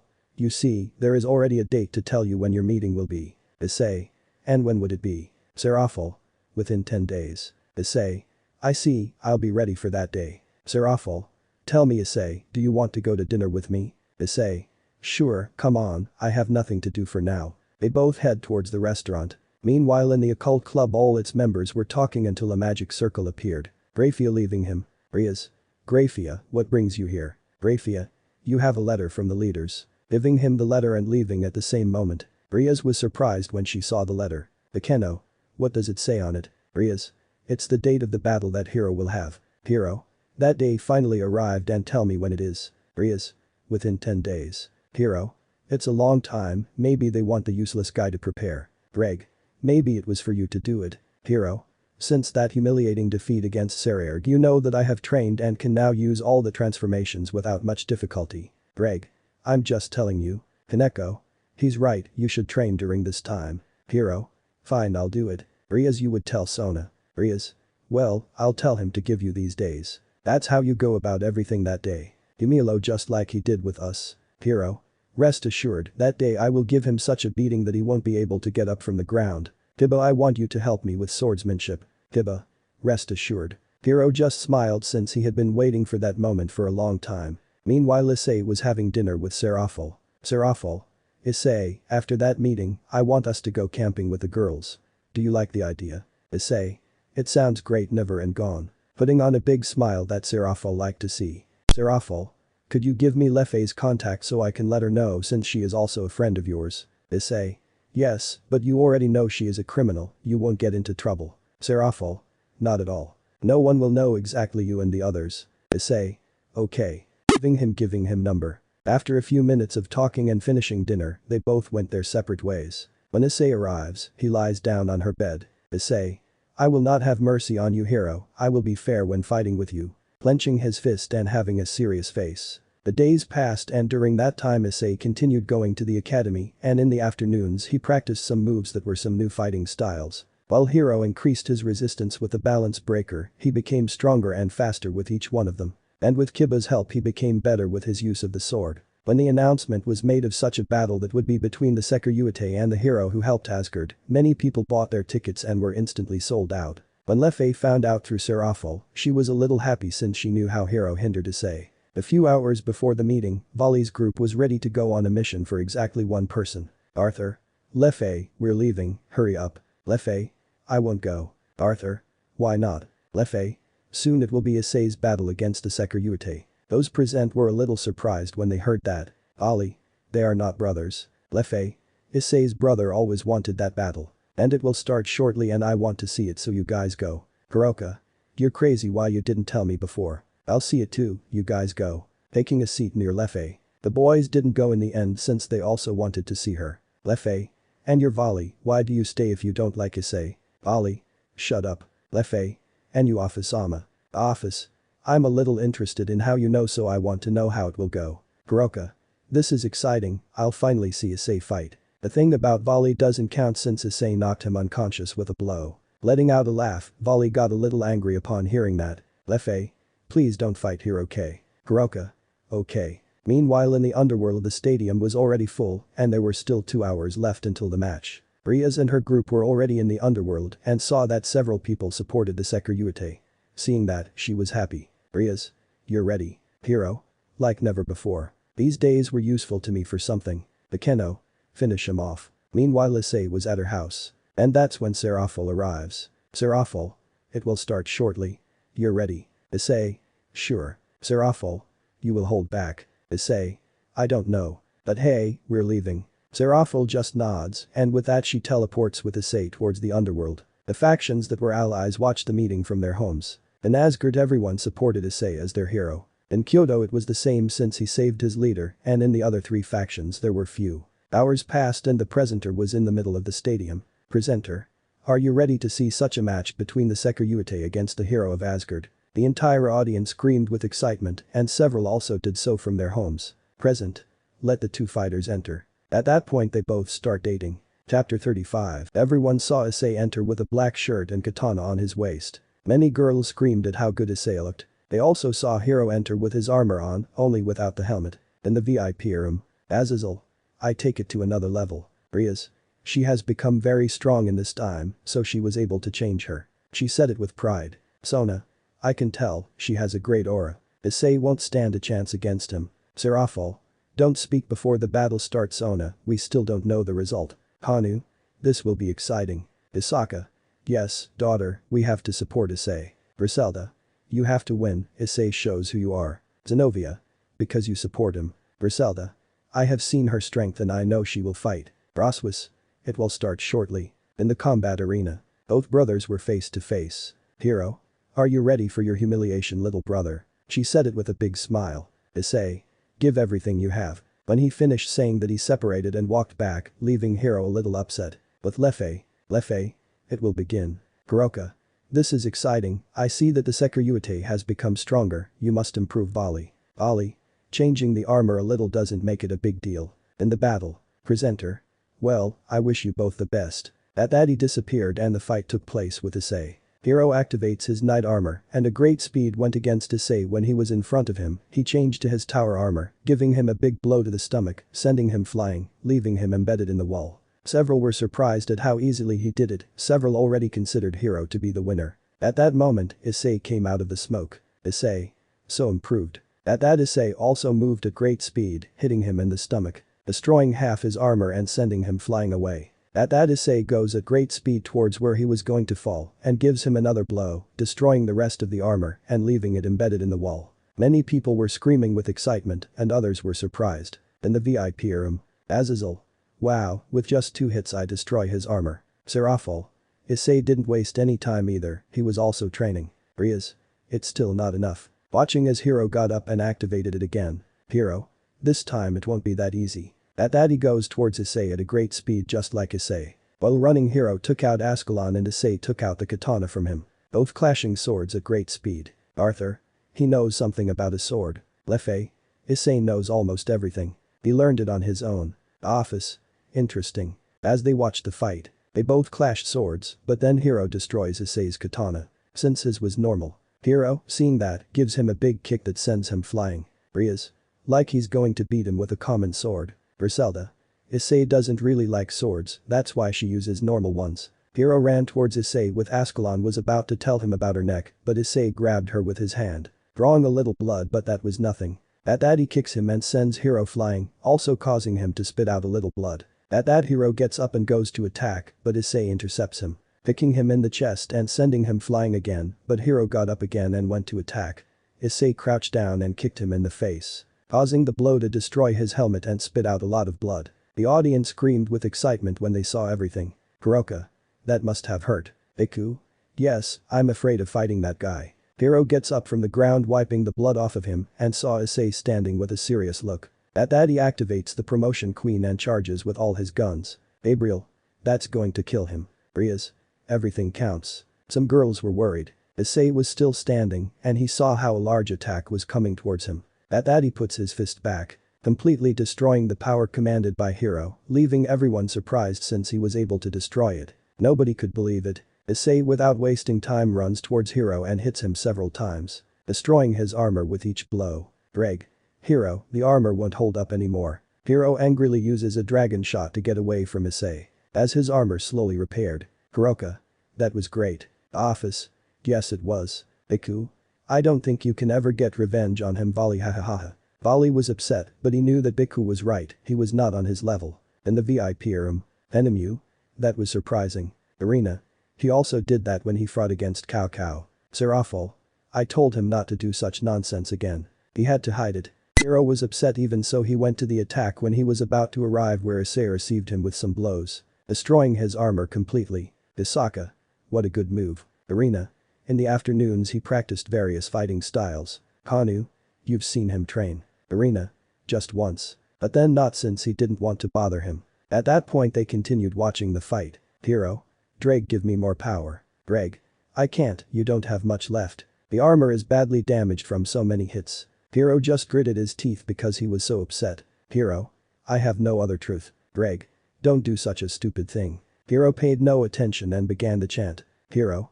I, who am about to wake up, I am the celestial dragon who has stolen the principles of domination from God. I laugh at infinity and cry from the dream. I will become the red dragon of domination. And I will plunge you into the depths of crimson purgatory. Taking the form of an incomplete dragon as he was quickly guided by his hatred. Those in the audience were scared to see that. The leaders created a barrier around the combat arena. Lefei. Issei won't be able to beat him, he must be tired. Office. It's worth seeing what happened. Lefei didn't say she was worried about Issei and she better kept watching. The other girls were also worried, but they could trust him. Issei. You let yourself be guided easily. Hero just let out a roar and went on the attack. When he was about to hurt Issei, he used his claws and he quickly blocked them and punched him in the face that sent him away. Hero angrily gets up and Issei runs towards him, jumping and punching him. Making the large dragon fall to the ground, spitting out a little big. Even more annoyed, Hero made several boosts and threw them at Issei. He couldn't dodge it, so he did what he did last time, only this time the attack was more powerful and destroyed his shirt a little. When the smoke cleared, several were surprised since he was injured and had an injured arm. But at that point he stands up, still having a serious face and going on the attack. Everyone saw that he was still fighting despite having such injuries. Issei hit him several times. That hero could not bear that he fell unconscious and returned to his normal form with several wounds and unconsciousness. It was silent until a scream was heard and then several from all the fans for having seen such a fight. Issei didn't say anything and walked towards the exit with a neutral face. Lefei. He was very injured and still walks as if nothing had happened. Office. The Sekiruyate used a lot of power, you should be glad that he is alive right now. Hiroka. It was a great fight. The leaders were surprised to see such a battle. Rias quickly joined his group to help his pawn. The girls went to find Issei to help him with the injuries he had as well. Auden. Wow, that was quite a spectacle. Azazel. I can tell. That boy gave his all. Surzich. But you saw how it ended. Michael. That was a very powerful attack and it would have cost me even using several shields. The others just nodded. The girls looked for Issei until they found him in a room putting on a shirt. Isaka. Issei, what are you doing? You should rest, you have many injuries. Issei. I'm fine. This is nothing. Moving his injured arm. And giving them a smile. Serafal. Take this tear from Phoenix. Issei. Thank you. By taking it, his arm returns to normal and several of his wounds are gone. Irina. Issei, tell me the truth, your arm hurt. Issei. Not at all. I did not feel anything. Chapter 36. The group was in the locker room. Enemu? What do you mean? Issei. Well, even though my arm was like that, the truth is it didn't hurt much, I just felt a slight tingle. The girls were surprised to hear that since they saw how his arm was previously. Issei.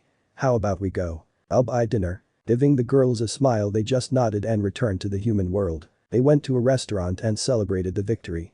After a few minutes of partying, everyone went on their way. When Issei arrived at his house, he sat on the small sofa he had. Issei. It was a good fight, but it wasn't enough. The truth is I'm a little tired from fighting so much, I needed a little vacation. But that idea, he gets up and goes to a closet and takes out a small suitcase and puts the necessary clothes. When he was about to leave, he approached his desk and wrote a note. Issei. Sorry girls, I need to think about some things. Leaving the paper and leaving the house. He took a taxi and went to an airport. When he arrived where they sold the tickets. Issei. Excuse me. Receptionist. Yes, how can I help you? Issei. I need a ticket for the next flight no matter where. She started looking at her computer and found a flight leaving in half an hour. Receptionist. There is a flight to Iceland leaving in half an hour. Issei. I like it, please give it to me. When Issei bought it, he went to wait. And minutes later they called the people she had to address. The day passed and the students were heading to the academy. After a few minutes, classes began. When they called Issei, no one answered, and that's what happened with the rest of the classes. Irina did not know what was happening since she did not tell him that she was going to be absent. After a few hours of classes, it was time to go to class. Irina, without thinking, went to Issei's house in case something was wrong. When she arrived, she knocked on the door, but no one answered. She turned the knob and was a little surprised since the house was unlocked. Upon entering, there was no change. He searched until he was about to leave, passing by a small table that was by the door and noticed a note. When she read it, she was surprised and quickly called those she could. After half an hour, everyone was gathered in the park. There was no one since it was late. Penemu? Irina, what's wrong that you call us that out of nowhere? Irina just hands the note and Penemu takes it. When she read it, she was also surprised and the others noticed that look. Braswis. Something happens that it says there. Penemu? Read it. Giving him the note. Braswis. Okay. Issei. Hello girls, if you are reading this letter it is because you did not see me all day, and the reason why I left it is because I went on a little trip. I need to clear my mind of some things. I know that I promised to go camping with you, but I need this. A lot has happened in such a short time, and don't worry, I'll be back soon. When I come back, you can get mad at me, I'll accept everything, and if you still want to go camping, I'll be happy to go. Take care, we'll see you soon. When I finished reading it, no one said anything. It took about 2 minutes until someone spoke. Griselda. And what will we do? Serafal. I think we should leave it, he's right. Isaka. Serafal is right, he is fighting non-stop. Issei hasn't had time to process so many things in such a short time. Lefei. Then we just have to wait for him to come back. Here were all the friends Issei had made. Rafia. Since I've known him, the only thing I've seen of him are his battles. Gabriel. We just have to wait for him to come back. Enemu. That's right, when I get back we'll take that vacation. Hanu. I already had everything ready, but I can wait a few more days. Lefei. I say the same thing. When they come back tell me. I have to go back to the others since I left. All the girls wake up from Lefei and she left the place. Rafia. I have to go back too, I left quickly, we'll see you later. Crowded together a small bow and leaving the place. Griselda. I hope you have fun on your trip. Issei. Hanu. I will do it, this will be the first time I do it. Since when he went to us he only went to fight and then only came back for another mission. Serafal. It's partly my fault since I'm in favor of him going on those dangerous missions. Gabriel. But you know that he accepts them without saying anything since he wants to help. Serafal. I know. I have to take off a little of that burden and every time that group increases. She said it a little upset since she would have to give him more work. Enemu. Yes I know but several young people are already ready to help. Like Bale and Gremory and Citri. Serafal. I think it's time for them to have battles. Griselda. Although I don't like the Gremory heiress very much for showing off her pawn so much, you should give them less dangerous missions. Serafal. I know. They will start small and move up as they show me their results. Also some missions will go in different groups. Gabriel. Oni-sama informs me that a group was going to be formed for that, no. Serafal. That's right. We would give notice about that later. There will be several races in those groups. Enemu.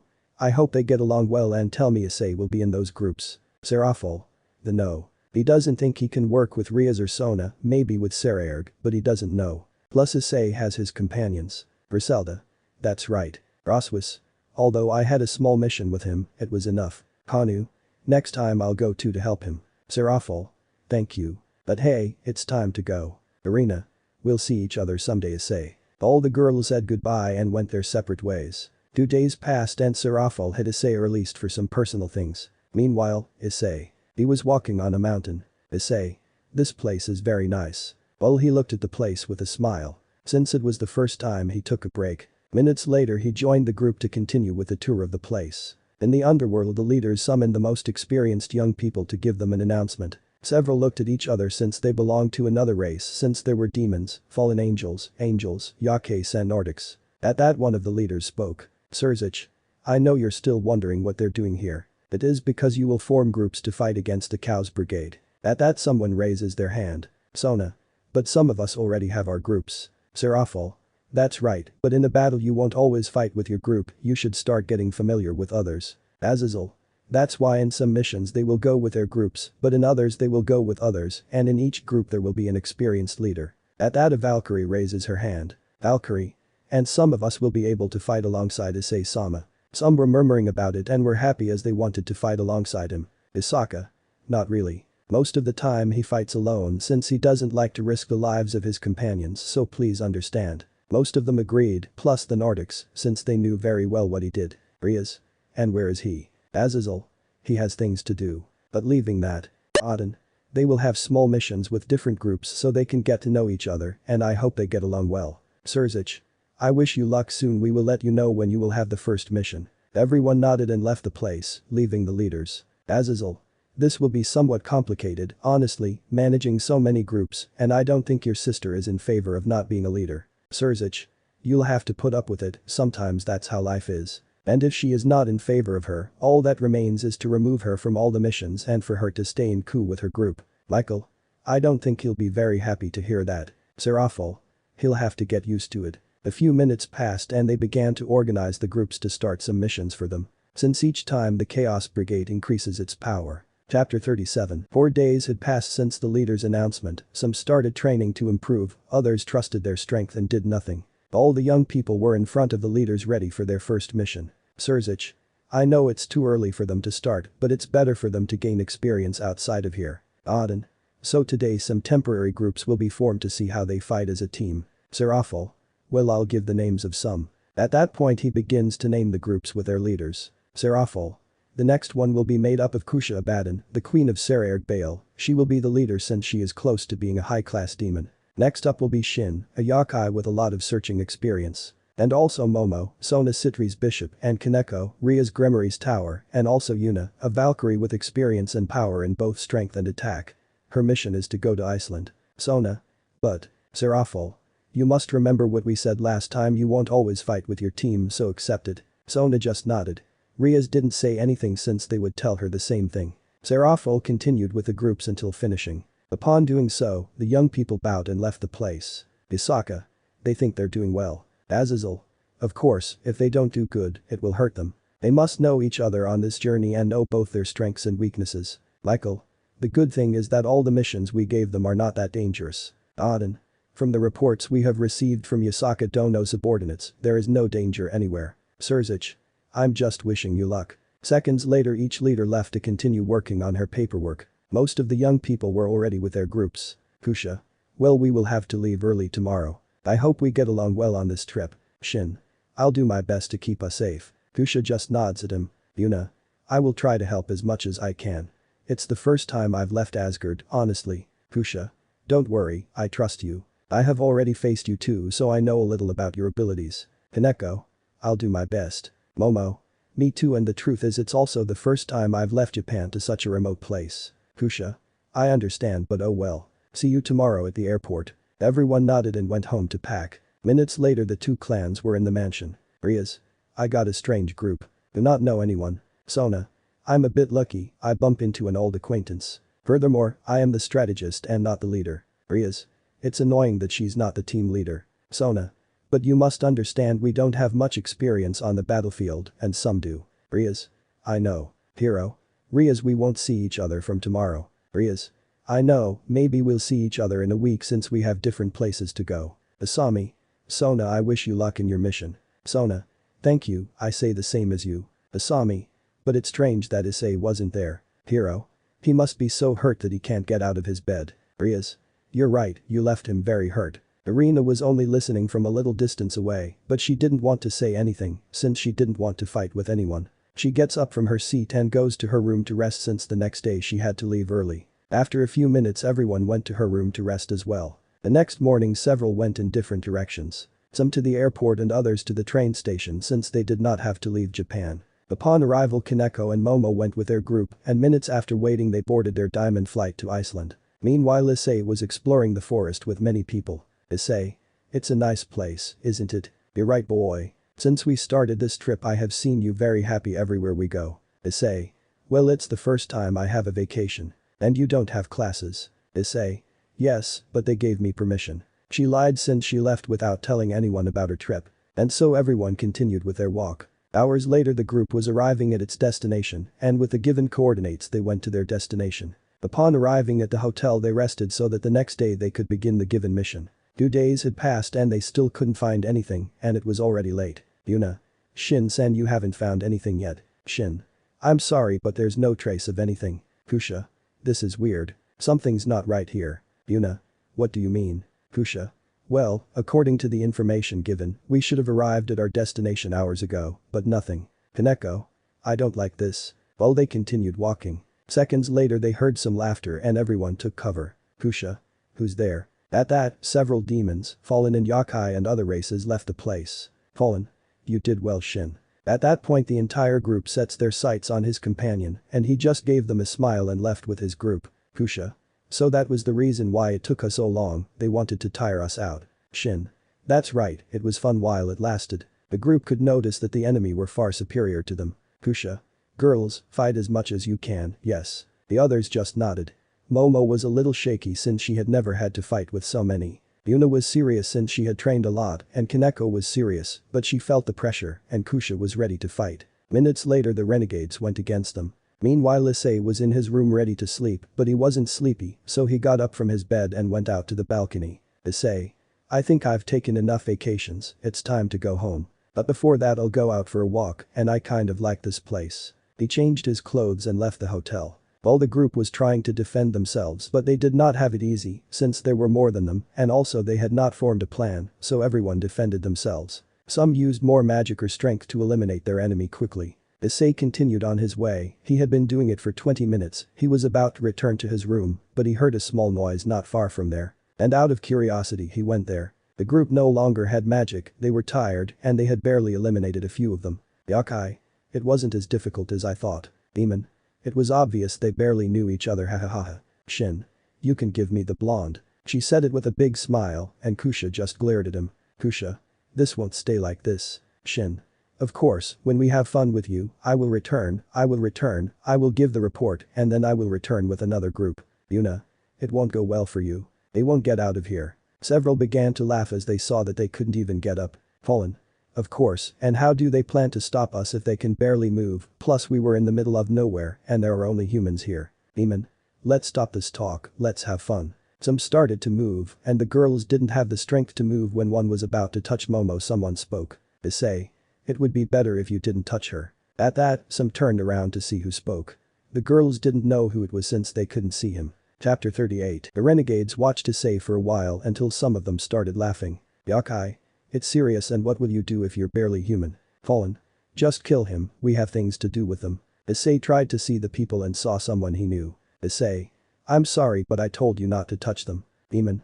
And we will do it, and we will make you see what will happen. Putting on a big smile. Issei didn't say anything and moved at great speed, destroying his head. The renegades were shocked to see how he did it with great speed. Issei saw others and went on the attack as well. Some were scared by the massacre he was doing. Demon. Go on the attack, we are more than him. The others just nodded and went against Issei. The girls could only hear the screams of some and saw how a little blood fell where they were. Shin. What the hell is going on there? Fallen. We don't know, a human came out of nowhere and started attacking everyone. Shin. A human. Don't tell him that you can't handle a simple human. The girls were surprised to hear that. Yuna. It can't be, it's him. Kusha. Who are you referring to? Yuna. To Issei-sama. The girls were surprised to hear that. Shin managed to hear his name and approached Yuna. Shin. Who is he? Yuna only gave a half smile, and Shin only got angry when he saw that. Shin. Speak, damn it. Yuna. He is the savior of Asgard. Issei-sama fought against an entire army on her behalf for 5 days without stopping. He also fought against Bale-sama and won him, and also against the Sekiryu and beat him up. Those who listened were surprised, but Kusha remembered how her king turned out that day, and she had also heard that news, but she didn't believe it so much. Momo was surprised that he fought non-stop, since she didn't know that, and Kaneko was just listening, but she was a little surprised. Shin had heard that, but he didn't believe it since he was very exaggerated, but now he was seeing it. He was going to say something, but he heard a lot of screams and noticed that he was getting closer and closer. He was about to leave, but Yuna didn't let him go. After a few minutes of fighting, or rather massacre, Issei was in front of a few that remained. Fallen. I'll fucking kill you. Creating a spear of light and going to attack, Issei only deflected the attack and gave him a big blow to the stomach that caused a hole to be made. The fallen man fell dead instantly. The others trembled when they saw that. They were going to leave, but Issei didn't let them pick up a sword that was lying there, and he went on the attack, killing everyone. The only ones left were the girls and Shin. Shin was scared since his plan had failed. He got up from the ground and saw Issei. Shin. Because of you my plan failed. With this my rank was going to go up. Issei. And you think I was going to let him do such a stupid thing? Shin without thinking went against Issei, but he only took his arm. And he crushed it, causing her to scream in pain. And then he hit him in the stomach, sending him flying and falling dead from the blow. Issei turned around and saw the girls on the ground and knelt down and gave them a small smile. Issei. They are fine. The girls were still not shocked by what they saw, since they had never seen him fight up close. At that, Kusha came out of the chalk. Kusha. Thank you very much for your help, Issei-sama. Crowded together, they bowed a little like Yuna. The other two just watched. Issei. Don't do that and just call me Issei, I feel old being called that. She just nodded. Kusha. I didn't know they were going to send reinforcements so quickly or that someone would come. Issei. The truth is, I was on vacation in this place and I went out for a walk and I heard a noise and well, I came. While he was scratching the back of his head and the others just widened their eyes since it was just a coincidence. Kusha. Still, thank you. Issei just nodded and stood up like the girls. At that Yuna approaches Issei with some sadness. Yuna. Issei, can I ask you a favor? Issei. If it's in my hands, yes. Yuna. Can you give me her autograph? Bowing as she shows him a piece of paper and a pen. Issei just took it and did it. Issei. Here. Yuna. Thank you, we can also take a photo. Issei just nodded at him. Yuna takes out a cell phone from a pocket dimension and gives it to Kusha, and she just took the photo. Issei. Well, what will they do now? Kusha. We will give our report and also that there was a traitor with us. Issei. I see. Momo. Issei, thank you for the help. Issei. There's no point in your name being Momo, right? She just nodded. Issei. Well, I have to go, I have to pack since I'm coming home tomorrow. Yuna. Us too. Issei. You shouldn't rest if you see something wrong. Kusha. We'll be fine for tomorrow. Issei. Okay, see you at the airport early. After finishing saying that she left the place. Yuna.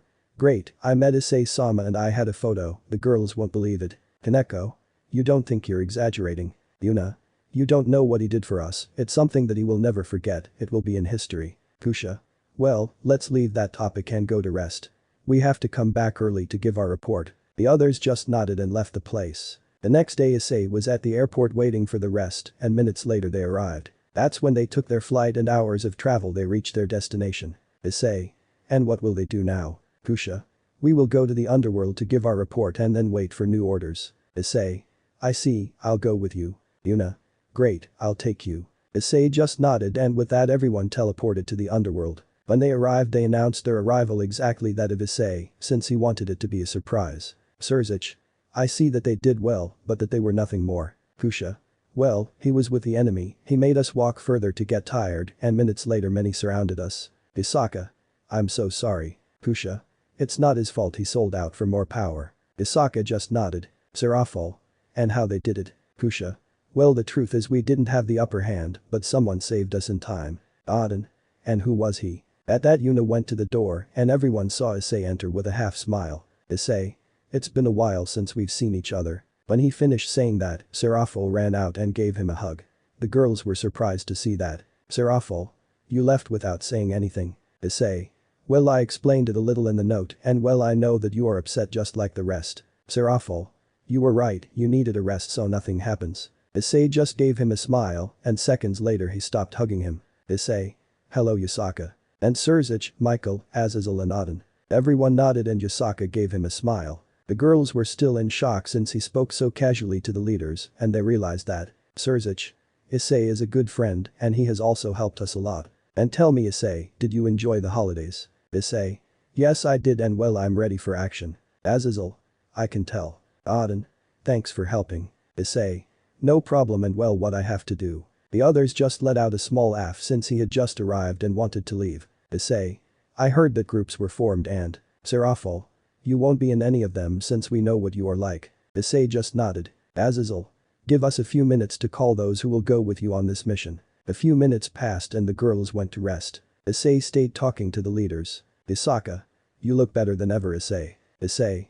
Thank you, I say the same about you. Always cute. Isaka only blushed upon hearing those words. After a few seconds some people arrived. Chapter 39. Issei, seeing those who entered, gave a smile. He was going to say something, but they gave him a hug too. Issei. It's been a while, right? Roswis. Too much. Griselda. You had already taken too long to tell the truth. Issei. I relaxed more than I should, I'm sorry. They both separated from the hug. Roswis. It doesn't matter, you deserved it, you were always fighting, and it was time for you to relax too. Issei just gave her a smile and saw another person there as well. Issei. Hello, my name is Issei. Hello, my name is Leviana, it will be a pleasure to work with you. Issei. I say the same. Leviana. I've heard a lot from you and it's great things. Issei. It's nothing, I did everything to help. Surzich. Well, now that you've met your new partner, it's time for me to tell you what it's all about. Everyone nodded and sat at a large round table. Auden.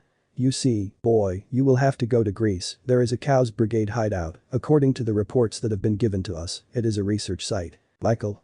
Go to the place and do what you have to. Azazel. Leviana will go with you since she will get the information from the place. Issei. I understand but I have a question. Surzich. And that would be it. Issei. The gods there will be in favor of us going just like that. Auden. Don't worry boy, I have a good friendship with Zeus Dono and he has given them permission. Issei.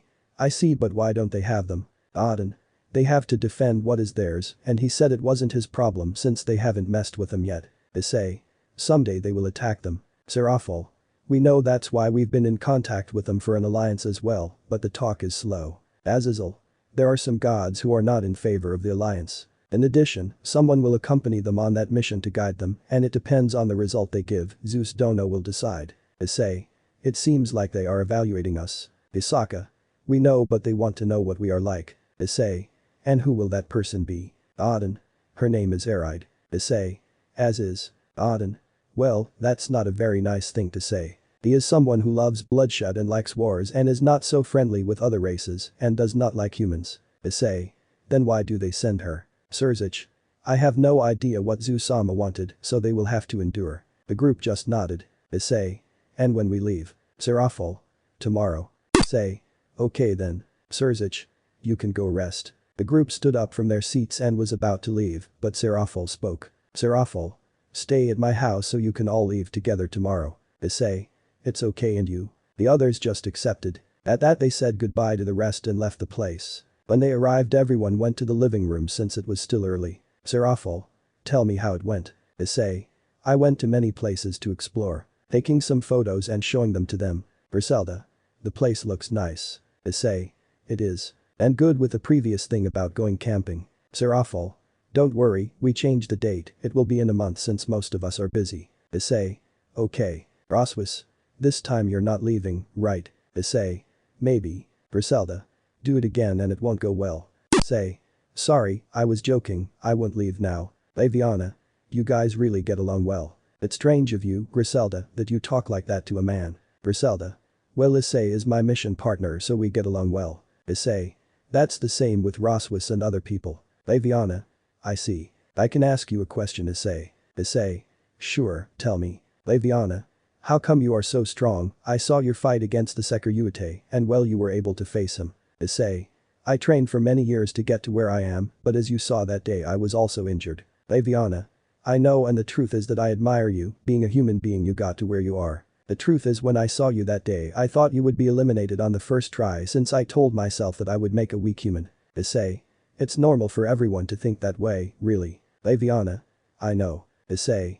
But before that. Serafal, you already know that, right? Giving a smile, and she just took out her wallet and paid him. Two people only saw that strange, and Roswis just let out a sigh. Griselda. What was that? Issei. You see, a long time ago I made a bet with Serafal, and well, when someone called me a weak human she paid me. At the beginning I didn't want to since well, I often hear those words. Roswis. If when she went to Asgard the first time it didn't go well, let it be said. Serafal. I had to pay a lot thanks to the help of Roswis's friend. Roswis. Sorry. Issei.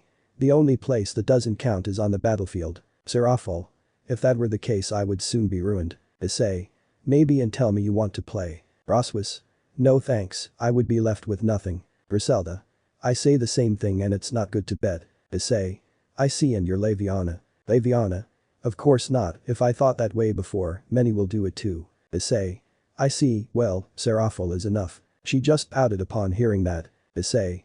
Well, tell me, Serafal, where am I going to rest? It's a little late. Serafal. Follow me. Issei got up from her seat and said goodbye to the rest and left the place. Laviana. It seems that he is a good person. Roswis. That's right. Laviana. Because he won't be with the other groups. Griselda. Let's say that Issei is one of those people who fights to defend others without thinking about himself. If strangers go with him, Issei will do his best so that no one gets hurt. Roswis. Yes, and well, we go since well, we are somewhat insistent just like the others. Laviana. I see. Then I will do my best not to get in the way. Griselda. Okay. We will fight together and he will do his thing, even if you don't believe it, he fights alone. Roswis. Yes, when he fought in Asgard he was always at the forefront defending the rest. Laviana. I heard about that, and the truth is it's hard to believe that he will fight alone against a large army. Roswis. I know, and well, few know about his fight. The citizens admire him since Auden-sama said it, and they believe in him. Tell me you want to see his fight. Laviana just nodded since she was curious. Roswis shows Issei's fight in a hologram from the beginning, and Laviana was surprised to see how he killed the giants with one blow. And later she saw how he forced the army to retreat while he was left alone. Also how he fought for days without stopping until the others arrived. Laviana. The truth is that it was a great fight. Griselda. Now you know the reason why he always fights alone. Leviana. I know. I will do my best not to help me. Roswis. Even if you don't say it, he'll notice, so just say it. Leviana. Okay. Griselda. One more thing. Leviana. Yes. Griselda. Please don't ask him about his family. Leviana. Because maybe he died. Griselda. No, his family never loved him, and well, maybe you don't know it, but the Secretary is his older brother. Leviana. Because they don't want it. Roswis. Because he wasn't born with power like his brothers. That's why he trained a lot to get to where he is. Leviana. Okay, I won't say anything. Both girls just nodded. After that, Serafol arrived, they talked a little more and minutes later they went to rest so they could leave the next day. Chapter 40. It was a new day, and the group said goodbye to Serafol and went to their destination. After many hours of travel they arrived at their destination. Issei. It was a very long trip, really. Leviana. You were asleep most of the time. Issei.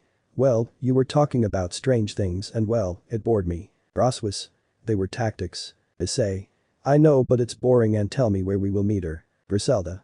Well, not far from here there is a cafeteria and as Aden-sama told us, he will find us there. Issei. Okay, let's go. At that point, the entire group took off. When they arrived, they had to wait since they didn't know who it was. Issei. Tell me, Griselda, you had already come here. Griselda. It's the first time I come too. Issei saw the other two and they denied it as well. An hour passed and they talked for a while until he arrived. Alright. Well, since you're here, it's time to go. She said it without much encouragement when she saw them. The group said nothing and just followed her. While they were walking, the girls attracted a lot of attention since they were pretty, but with one look from Issei they got scared and looked away. When they left the airport they got into a limousine and left the place. Everything was silent until Issei spoke. Issei. Sorry, how far the place is? When she saw Issei she could feel that he was a human and she put on a serious face since she thought it would be with the rest. The girls noticed her murderous look towards Issei, so Griselda decided to speak. Griselda. Well, it's so far away. Issei turned her gaze to Griselda and decided to speak so they would stop bothering her. Issei. We are 2 hours from here. When you reach your destination I will only guide you and will not do anything. Roswis. Well, that's enough really. Issei pouted but looked away so as not to continue the conversation. Issei felt uncomfortable so he spoke. Issei. Can you tell me how the others are? Griselda. Gabriel-sama and Irina have been training all this time, but Irina has already managed to obtain a second pair of wings. Issei. I'm glad to hear that. Roswis. Lefei told me it was good. Like Kanu, she has been training, she wants to go on a mission with you. And the truth is, I don't know, I barely see Penemu, but Leviana must know. Leviana. He's been forcing Azazel to do his job since he always runs away. Issei. I see, I'm glad you're okay. Griselda. But you'll have to see them soon. Issei. I know. The bad thing is that I didn't see Grafia, I always see her with Surzich. Griselda. She was busy when she returns. Issei just nodded as minutes passed and they reached their destination. When they arrived, Issei just guided them without saying any words. Issei. They are going to camp here tomorrow, we will continue. Issei. How far are we from the enemy's place? Issei. You know I don't like you, talk to me with respect. Issei. I didn't blame you, I just asked a simple question. I don't know what problems you have with others, but I'm just doing my job. Issei did not take those words very well since for her Issei was just a simple human like the rest. Issei. You have the courage to talk to me like that, human. Issei. Maybe. But let's leave that topic. Issei. Of course this won't stay like this. It's time I put you in your place, you piece of trash. Just then she takes out a sword from a pocket dimension and the girls became alert. Issei stopped them. Issei. Inquesia, you have the courage to fight for yourself. Issei didn't say, she just got angry since they were ignoring her. She went to attack ready to kill, but when Issei arrived he only took her sword with her hand. Seeing how Issei destroyed his sword with his hand, she was surprised and took a few steps back. Issei. How did you do that? That sword was not normal. Issei. I'd say luck maybe. Issei. You're not normal so I'll go seriously. Summoning a spear. Issei. Griselda, you have a backup sword, you know I destroyed mine, and well, I haven't bought a new one yet. She just nodded and gave him one. Griselda. You can destroy it too so don't hold back. Issei just gave her a smile. At that Issei went against Issei and when she was about to stab him, Issei deflected the attack from her. Issei took advantage of that and kicked her in the stomach, causing her to drop her spear and spit out some blood. Issei only saw her with a serious look. She looked up from her and saw Issei with a blank look directed at her. That made her shudder. It was the first time in her life that someone had intimidated her so much. Even more so, being a human, not even the gods did that to him. Aride breathed more easily and got up from the ground and saw that Issei had a calmer look. Issei. You know, I hate unnecessary fights, I hope this doesn't happen again. When she finished saying that she approached Griselda and returned the sword to her. Issei. I'll go explore for a while. Leviana was going to say something, but Roswis grabbed her shoulder and shook her head. Griselda. If something happens, call us. Issei just nodded and left the place, leaving the girls alone in great silence. Leviana. Because you stopped me. Roswis.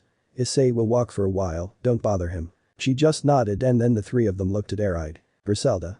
I know we don't have the right to say this, but we don't like you bothering Issei. He only came to stop that group, not to look for trouble, so please don't bother him. Aride didn't say anything and she left the place a little upset. The next day everyone was having breakfast and saw Issei arrive. Leviana. You took a while to come back. Issei. Hahaha, I got so distracted that I lost track of time. Roswis. Come, we have to have breakfast. Issei just nodded and approached them. After a few minutes Aride spoke to follow her path. After a few hours of walking in silence they arrived. Aride. Not far from here is your base. You can feel it true. All the girls nodded. Issei didn't since she couldn't feel any of it. Issei. And what is the plan? Griselda. Well, from how I can feel the enemy is more than we think. Roswis. Then there must be something very important for there to be so much security. Leviana. What will we do? Griselda. Well, we already have the plan on how to fight in Issei. Issei. Yes, I'll do my thing. Griselda. Be careful and take the sword, I hope it helps you. Issei just nodded and left the place ready to attack. Aride. It's not that I care, but why don't you go? Roswis. Issei will draw most attention while we look for another entrance and search. At that Griselda asked them to follow her and they all took their path. In the distance they look at Issei in front of a large group of fallen people. Fallen. Wow, but it's a human that brings you here. Issei. How kind. Tell me what they're doing here. Fallen. You don't care but it's time for you to die. Issei. I agree. At that, the group rushed towards Issei and he alone took out his sword. And I kill everyone without leaving a trace. Some were surprised to see that. And they went against Issei. Aride was shocked by what she saw. Roswis. Issei is fighting right now. Aride. So when I fight against him. Griselda. The truth is that he held back. If he would fight he would mean you were dead right now. Aride just clenched his fists and watched as Issei killed his rivals with his hands without much difficulty. Griselda only asked them to follow her. Upon entering the place they killed the few that were there since the majority were fighting against Issei. After a few minutes of killing and searching, they arrived at a laboratory and Leviana, with the help of Roswis, began to extract the information. Afterwards, they destroyed the place. When leaving the place, Leviana and Aride were surprised by the killing that Issei did. He saw them and gave them a half smile. Issei. Sorry Griselda, I destroyed your sword. Griselda. Okay, I told you you could do it. Issei. Okay, and tell me you found something. Leviana. Some things. When we return we will see what they were. Issei just nodded. At that point they saw how a dimensional gap opened and a group emerged from it. Chapter 41. Seeing a person leaving, Issei was happy. Issei. Lefei. She was a little distracted reading a magic book and upon hearing her name she looked up and saw Issei. Lefei. Issei. A smile formed on her face and she was going to go to him, but someone beat her to it. Kuroka went to Issei and gave him a hug. Issei's classmates even got a little angry, even though she didn't understand why. Issei. Hello, your name is Kuroka, right? Kuroka. You forgot about me so quickly. That makes me sad. Feigning sadness. Issei was going to say something, but someone beat him to it. Leviana. Wow, but look who's here. But he is Bali-kun. He was a little scared when he saw her since he always bothered him. Ali. Leviana, what are you doing here? Leviana. I'm on a mission for the time being and what are you doing here? Ali. We came to look for information about something, but I see that it's too late for that. Leviana. That's right. But first you can tell your friend to let Issei go or else she will be arrested right now since she is wanted and she is an S-rank criminal. Issei. That's true. Seeing Kuroka she just nodded with a smile. Issei. I see then. At that Issei hugs her waist. Issei. Well I already have it. Everyone was surprised to hear that. Kuroka tried to get away from Issei but couldn't get out of her grip. Lefei. Issei, can you let her go please? Issei. It's okay just because it's you. Releasing her grip on it Kuroka returned to her group. Lefei. Thank you and I'm glad to see you again. And well, I'll be on the lookout for that. Issei. Okay, I hope to see you another time. Plus I feel like your brother doesn't like me very much. Lefei. Don't take it seriously, he's always been this angry. Arthur. Lefei, shut up and let's get out of here. At that, a dimensional gap opens, and the first to enter was Vali and then Biku, who only heard everything since he did not want to fight Issei. Kuroka. I hope we can see each other soon, Issei. Drained to the portal, and then it was Lefei and finally Arthur, but not before giving Issei a death look, but he didn't take it into account. Issei. Well, how about we go? Griselda. You're right. You have to return to each. Roswis. It was a bit of a long mission. Now that it's done, how about we fly away? Issei. You know that I can't fly, right? Griselda. Yes, and don't worry, I'll take you. Issei. No thanks, I'd better run a little. Where we'll meet. Leviana. Where did he leave the car? Issei just nodded and left the place at great speed. Roswis. He didn't let me talk, I could take him with a spell. Griselda. Maybe he wanted to go alone. Leviana. Well, how about we go? And you can now go back home since your task is finished. Alright. I would like that, but I have to take them to the airport. Roswis. Don't bother, we can go back on our own. Alright. I'll go, and I have to apologize to him. Griselda.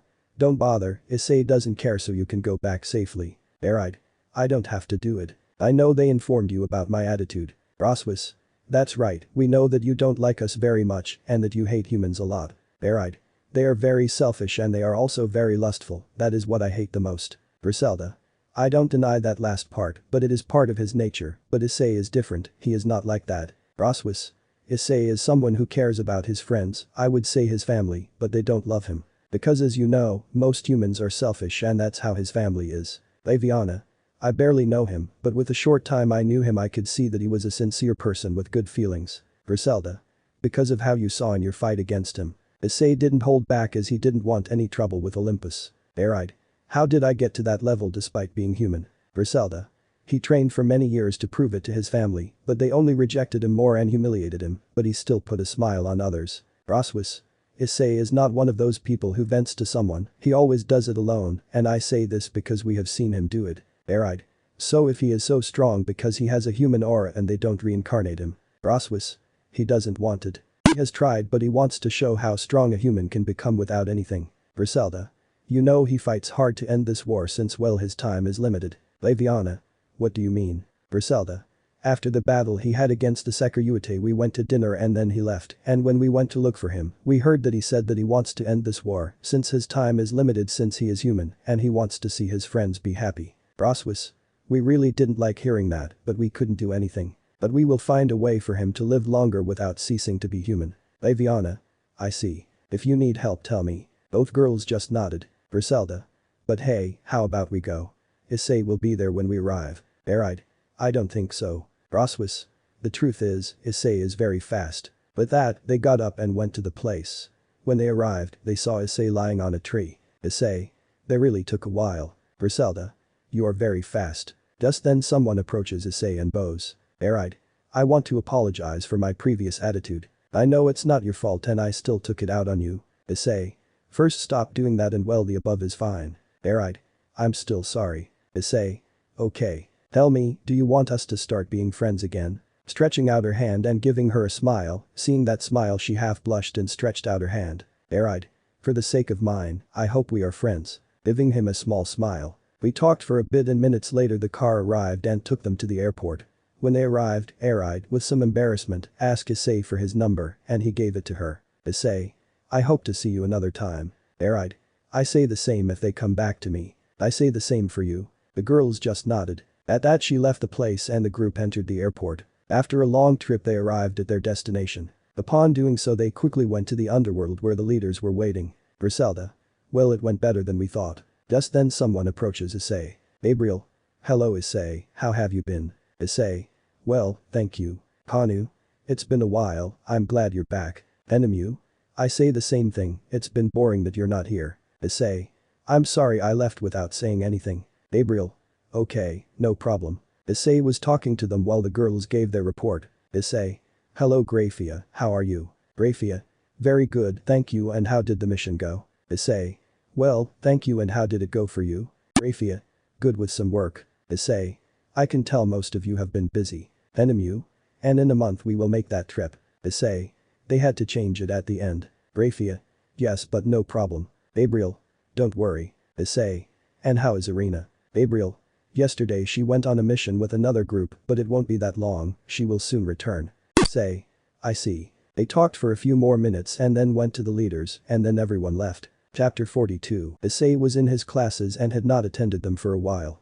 After a few hours of classes, lunchtime arrived and Issei left the classroom heading to a quiet place. Just then she reaches a tree. Issei. It feels strange to go back to class after so long. Besides, Irina isn't even here, maybe she'll come back today. After thinking about that idea she started to have lunch and then she relaxed there until the break was over. When the day was over, Issei went to her house, changed his clothes and went out for a walk. Night came and he was still in the park until a group approached him. It's a little late to be away from home. Issei. The night is cooler and well they wish. Have more respect, brat. Issei. That's what I would say since they came out of nowhere to talk as if they were my acquaintances and they want to. For a human being you are not that stupid, hahaha. The answer is easy, we are a little hungry and well, you will be of some use to us. Issei just got up from his seat and saw the group, which was 5 in number. Issei. I don't really feel like fighting today, but I can't let them go since they will cause problems. One of them was going to say something, but Issei quickly moved towards him and destroyed his face. The other 4 stayed in shock when they saw that and then went to attack. When there was only one left, he was scared and tried to escape by flying, but Issei grabbed his foot and then tore off his wings, making him scream in pain. Please let me go. Issei. Those were the words they also told you, and you still made them suffer, right? The demon was going to respond, but Issei finished killing him by doing so. He returned to his house when he arrived, he took a bath and was about to sleep, but someone arrived. Seraphil. Hello, Issei. Issei. Seraphil, something's wrong. Seraphil. Well, I know you must be bored without anything being born, so there is another mission. Issei. I see. Seraphil. We're leaving. Issei just nodded, changed his clothes and seconds later they went to the underworld. When Issei arrived he saw many young people and saw his friend so he went to her. Issei. Irina, I haven't seen you in a while. Upon hearing that voice, she turned around and gave Issei a hug, who reciprocated it. Irina. It's been since you came back. Issei. A few days ago I even had a mission. Irina. It shows that you don't waste time. Issei. Maybe, and how it went for you. Irina. It wasn't a big deal. We just went and destroyed it since there were few of them. Issei. I'm glad you're doing well. When he finished saying that, the leaders spoke and created new groups. Since there are more and more enemies. Surzich. Well, the next group will be made by Issei, Princess Kanu and Penemu. Several were surprised to know the group. Issei didn't say anything and approached his new group. Issei. It will be a pleasure to work with you. Kanu. I say the same, it's the first time I'm going to work with you. Penemu. I say the same. Issei. I will be in your care and well as you are the leader. Penemu, where we have to go. Penemu. From the reports they gave me we have to go to Norway, but it will just be investigating. Issei. It sounds good, but at the same time it gives me a bad feeling. Penemu. I say the same, but there is no other option. That's when another group approaches. Griselda. This time we will not be in the same group. Issei. I know, and from what I see you're in good company. Hello, Sererg. Sererg. Issei, it's been a while, I hope we can fight another time. Issei. When the occasion arises. Sererg. Sure, don't worry. Issei. Yes, and one more thing, please take care of Griselda, she is somewhat impulsive. Griselda. Hey, don't treat me like a girl. Issei. But it's the truth. Sererg is somewhat serious, but she is a good person, take care of her, she is important to me. Griselda, upon hearing that, had a small blush and a half smile. Sererg. Of course, don't worry, and Kusha told me that you saved her. I appreciate it. She is important to me. Issei. No problem. But hey, it's time to go, I hope we have a mission together sometime. Sererg just nodded and seconds later each group took their path. The next day Issei's group headed to their destination, after several hours of flying, they reached their destination and headed to the place. Issei. I hope this ends quickly. Penemu. And that's because you're in such a hurry. Issei. Well, it's not for nothing, and you don't think I'm missing much from the academy. If I continue like this, I won't graduate. Kanu. It's true and don't worry. Maybe with the help of leaders you can. Issei. That would be cheating. Penemu. But it's the only way, and we're very busy right now since they have more and more soldiers. The truth is, I don't know where they come from so much. Issei. Well, their leader must have a lot of influence to find so many companions. Kanu. It may be like that since the betrayal by one of ours, some of them don't trust much. Issei. I could tell on that occasion. But don't worry, some are easily guided by greed. Penemu. Issei, tell me if I offered you something, would you accept it? Issei. There's no point in having money or anything else if you don't have the most important thing close to you, which is friendships. I would just be an empty person inside. Kanu. I see. Issei. So I'll help as much as I can. And tell me what I will more or less do since I will only investigate, but there will also be something else. Enemu? We don't know, the truth is, the person who gave us the information only gave us that since he had to leave later to not be found. Issei. I understand. After a few hours of travel they arrived at a hotel and everyone went to his room. Issei, on the other hand, took a bath and lay down in his bed. Issei. This really gives me a bad feeling. He had that idea for a few minutes until he fell asleep. The next day they continued on their way since it was very far to the place where they were going. After 3 days they reached their destination and how far away they saw the base. Hanu. It took us longer than we thought. Issei. Well, what's there? Enemu. Some renegade and fallen demons and a few yakes. As I see there are few of them. Maybe most of them are inside. Issei. Penemu, I feel like something isn't right here, it's just a feeling. Enemu? What do you mean? Issei. I know something is happening there. Honestly, I'll go to the place and investigate better. Hanu. That could be dangerous. Issei. But I'll still do it and I trust you. Enemu? Okay, you go first and we'll go later. Issei. Okay, you could give me the sword. Enemu just nodded and took out a sword from a pocket dimension. Issei took it and ran at great speed towards the place. When he arrived he saw some outside the base and without thinking he took out his sword and began to kill them. Some went against Issei, but they didn't even have the chance to touch him. After killing some, he entered the place to look if there was anything strange there. Chapter 43. The girls were fighting with those he left outside the base. Seconds later they both saw how Issei flew out of the place and landed near them. Enemu? Issei, what happened? Issei. I was investigating but out of nowhere something hit me and sent me flying here. Just then the three hear some footsteps and see a dragon come out, both girls were surprised to see it. Issei. A dragon. Enemu? He is an evil dragon and he is Layden. Layden? I see someone knows about me. Enemu? How could you not know if you have caused many deaths with other dragons? Layden? It's part of my nature, but we weren't expecting visitors, but that doesn't matter, I'll have some fun. Enemu? Issei. Issei. I will fight him, you go and investigate. The two girls just nodded and left the place since they trusted Issei. Layden? You plan to fight my brat and you're only human. Issei just gets into a fighting pose. Issei. Never underestimate your rivals because the consequences can be very great. At that Issei started to run, Layden confidently let himself be hit, but when he received the blow he spit out a little blood. Layden. That hurt me, you're not as weak as you seem. Issei didn't say anything and went on the attack again. Layden wanted to hit him with his tail, but Issei managed to deflect the attack and jumped, hitting him in the face, causing the dragon to fall to the ground. Layden, already annoyed, began to spit fire from his mouth, but Issei without much difficulty, managed to get out of the way and then go on the attack again. Issei.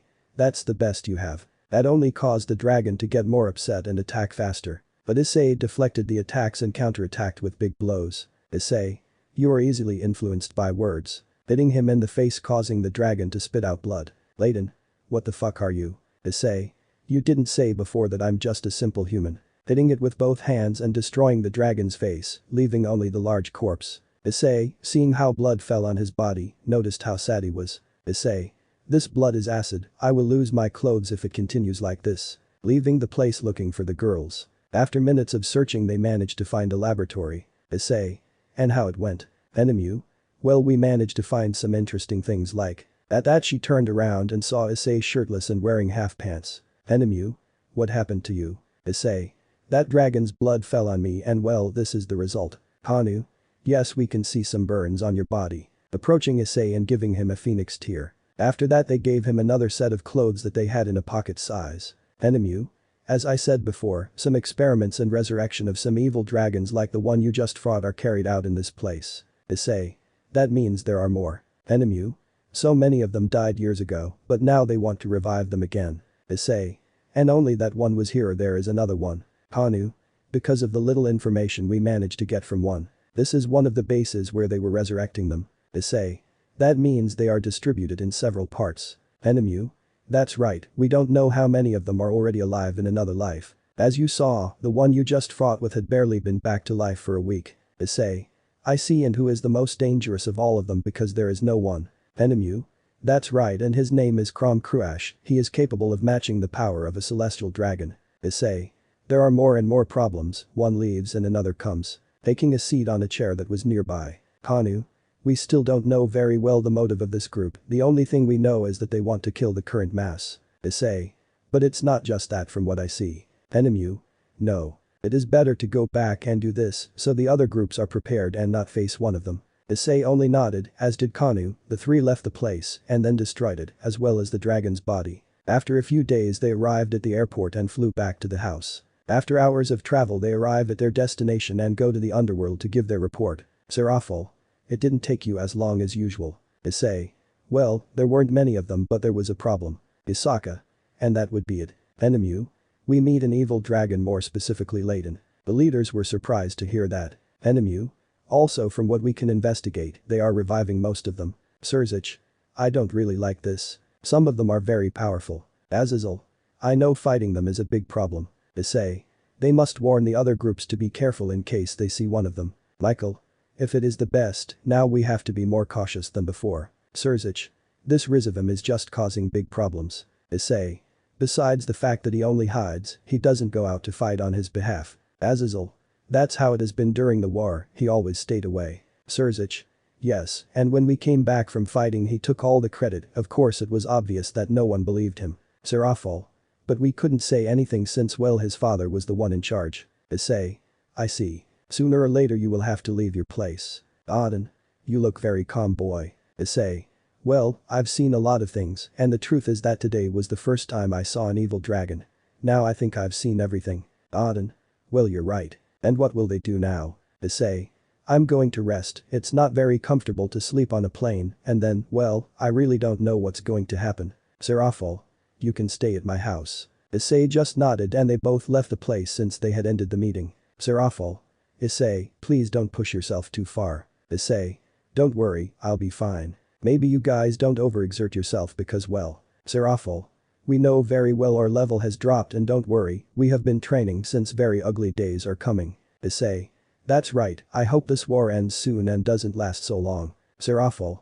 I know why you say that, Issei, and you know don't worry about it now. Issei.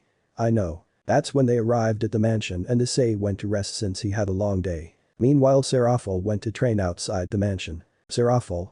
You're not alone, Issei, this time I'll fight with you so you don't leave me alone. Creating a large spear of ice and throwing it at a doll that was there. The next day they were both having breakfast and at the end Issei returned to the human world, changed his clothes and returned to the academy to continue as if nothing had happened. Arena. Issei, I heard about your mission and tell me nothing bad happened to you. Issei. Don't worry, because I underestimated myself, I managed to beat him. Arena. So many things they've done and they still don't know who you are. Issei. For me, the truth is, that's how I use that against them and kill them. Arena. Well, you have a point. Issei. And how did it go for you? Arena. Well, the only bad thing is that I had to go with the Queen of Ria's Gremory and well she is a bit. Issei. I noticed it in some fights you had before. Arena. Yes, but it went well for us. For now, I don't have any, so I went back to the academy. Issei. I say the same. Seconds later the bell rang and the teacher entered the room and classes began. Chapter 44. It had been a few days since Issei's last mission and he hadn't been called back. It was a Saturday and I was in the park. Issei. What happened is that they haven't told me anything. Arena is always busy like the rest when I call them. At that moment she let out a sigh because of how bored she was. When she was about to leave she remembered something. Issei. Before leaving, Issei gave me a pamphlet with a magic circle. I just have to put a little of my blood in it and then I can go to Greece. Since I have nothing to do, I will go there and call her. She got up from the bench with a smile and went to her house to look for the pamphlet. After searching for it for a few minutes, she found it. Issei. Well, it's time to go on a trip. At that moment he cuts his finger and lets the blood fall from it. Seconds later, the plate shines and Issei is teleported away. When he opened his eyes he appeared in a forest, it was still noon. Issei. Now that I remember, I left my cell phone on the table, now I'll have to find a place to call her. He began to walk in the middle of the forest. Hours passed and he still couldn't find any road and it was getting later and later. Already bored of walking, he saw a lake and went there. I create a small campfire with pieces of wood and 2 rocks. Once I have the fire, I fish something in the lake. Issei. Well, without salt it was obvious that it wouldn't taste as good. Eating the tasteless fish. Minutes passed until someone spoke. What is a human doing here? Issei began to search for the origin of the voice, but when he searched he found nothing. Issei. Excuse me, but who are you since I can't see you? Because he would have to show me a human first. Issei. Out of courtesy perhaps since you spoke to me first. You have the courage to talk to me like that, human. Issei. My name is Issei, yes. Do I care what your name is, human? Issei didn't say anything and it was better he didn't respond. It just made the person he was talking to a little upset. You have the courage to ignore me. Issei continued without saying anything. Hey, insolent human answers. Issei. And if I don't see anyone, I don't even know your name, you're rude. You have the human courage to say such words, but I will give you the honor of seeing me before I kill you. At that Issei could see a black mass and a girl came out of it. I am known as the goddess of the night Nyx. Issei. I see a pleasure. She said it simply without taking it into account. Issei. But your name is kind of strange, really. Nyx. Do I care about your opinion? It's better that you die, I'm tired of talking to you. In that moment, a monster comes out of the leftovers and attacks Issei. The goddess just turns around since she thought it would end quickly. While the monster quickly charged at Issei, he quickly stood up and grabbed his arm with one hand. The goddess, not feeling that her monster was finished, turned around and was surprised and saw how Issei had her monster held with one hand. At that, she broke free of his grip and wanted to hit Issei, but he only hit her in the stomach, sending him flying away. She left the goddess a little surprised by what she happened. Nyx. What are you? Issei. You said it recently, I'm only human. Nyx. You play with me, no, that monster wasn't that weak. So tell me. Issei. Because I would lie to you if I told the truth. Nyx. Maybe it's a longiness. Inspecting Issei and noticed that he didn't have any weapons or magic. Nyx. You have nothing and then. Issei. Lucky I would say. The somewhat annoyed goddess sent several monsters to attack and when they were about to attack Issei, he killed them. That surprised the goddess since she did it easily. Nyx. You're not just a human from what I see. I'll have fun with you for a while. Issei. Maybe I have the face of a clown. I just came here looking for a friend and you come out to me. Maybe you're crazy. That only annoyed the goddess and she summoned a person. Nyx. You know I still didn't want to use her, but you're not a normal person. Issei. And who is she? Nyx. This is Ingvild Leviathan. Issei. No idea who she is. Nyx. It was obvious no one knows about her, not long ago I found her and now she is under my control. So goodbye human was fun to play. At that Ingvild went on the attack creating a water snake. Issei only defended himself from the attack that sent him away from there. The confident goddess thought she was done, but she saw how Issei had returned somewhat upset and she sent Ingvild to attack. Issei noticed that she didn't have much experience, so she deflected the attacks. Nyx. Can't you fight women? She said it with mockery. Issei. Of course I can, I never cared about that. At that Issei hits him hard in the stomach. Making her spit out some blood the goddess was surprised as she thought she wouldn't do it. She also noticed that Ingvild fell unconscious from the blow. Nyx. In the end I'll have to fight. Creating a large curtain of dark magic from her. Nyx. Goodbye. Launching his attack. Issei just gave a loud clap, causing the black curtain to dissipate. This time Nyx was surprised as her attack was destroyed with great ease. Nyx. How is that possible? No one has been able to do that. Issei. I would say. Nyx. And don't give me that crap about it being luck. Issei just stood there as she didn't know what to say. Nyx. I haven't used this spell in ages, but you're not a normal person. Issei only raised an eyebrow and she saw how feelings of magic circles were created where many demons came out of them. Issei. There are many. Nyx. More specifically it is 2000. She was saying it while she was in the air looking at Issei with a big smile. Issei.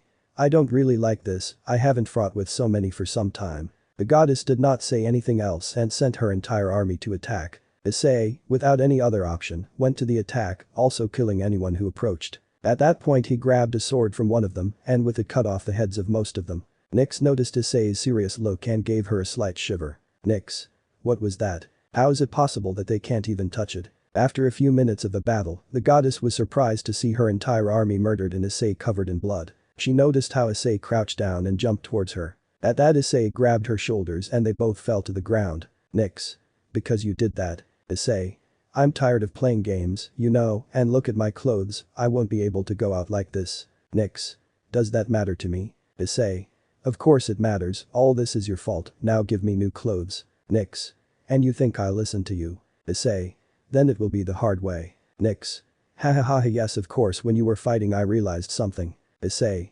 And that would be. Nyx. You're a virgin, right? Issei. And that has to do with right now. Nyx. You see the clothes I have on are called godly virgin killer clothes.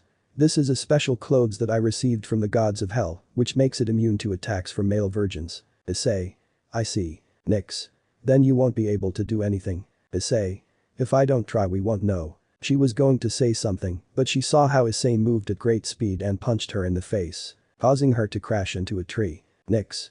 Hey damn how dare you touch me. She touched her cheek as it hurt and she was surprised as her suit didn't work. Nix. As possible it should have worked. Issei. Then we have to try again. She said it with a smile as he approached her while he snapped his fingers. The goddess was a little scared when she saw him coming towards her. Without thinking she took flight to leave. But when she was in the air she saw how Issei was running towards her and she took a big jump and a blow to her stomach hurt, causing her to fall unconscious.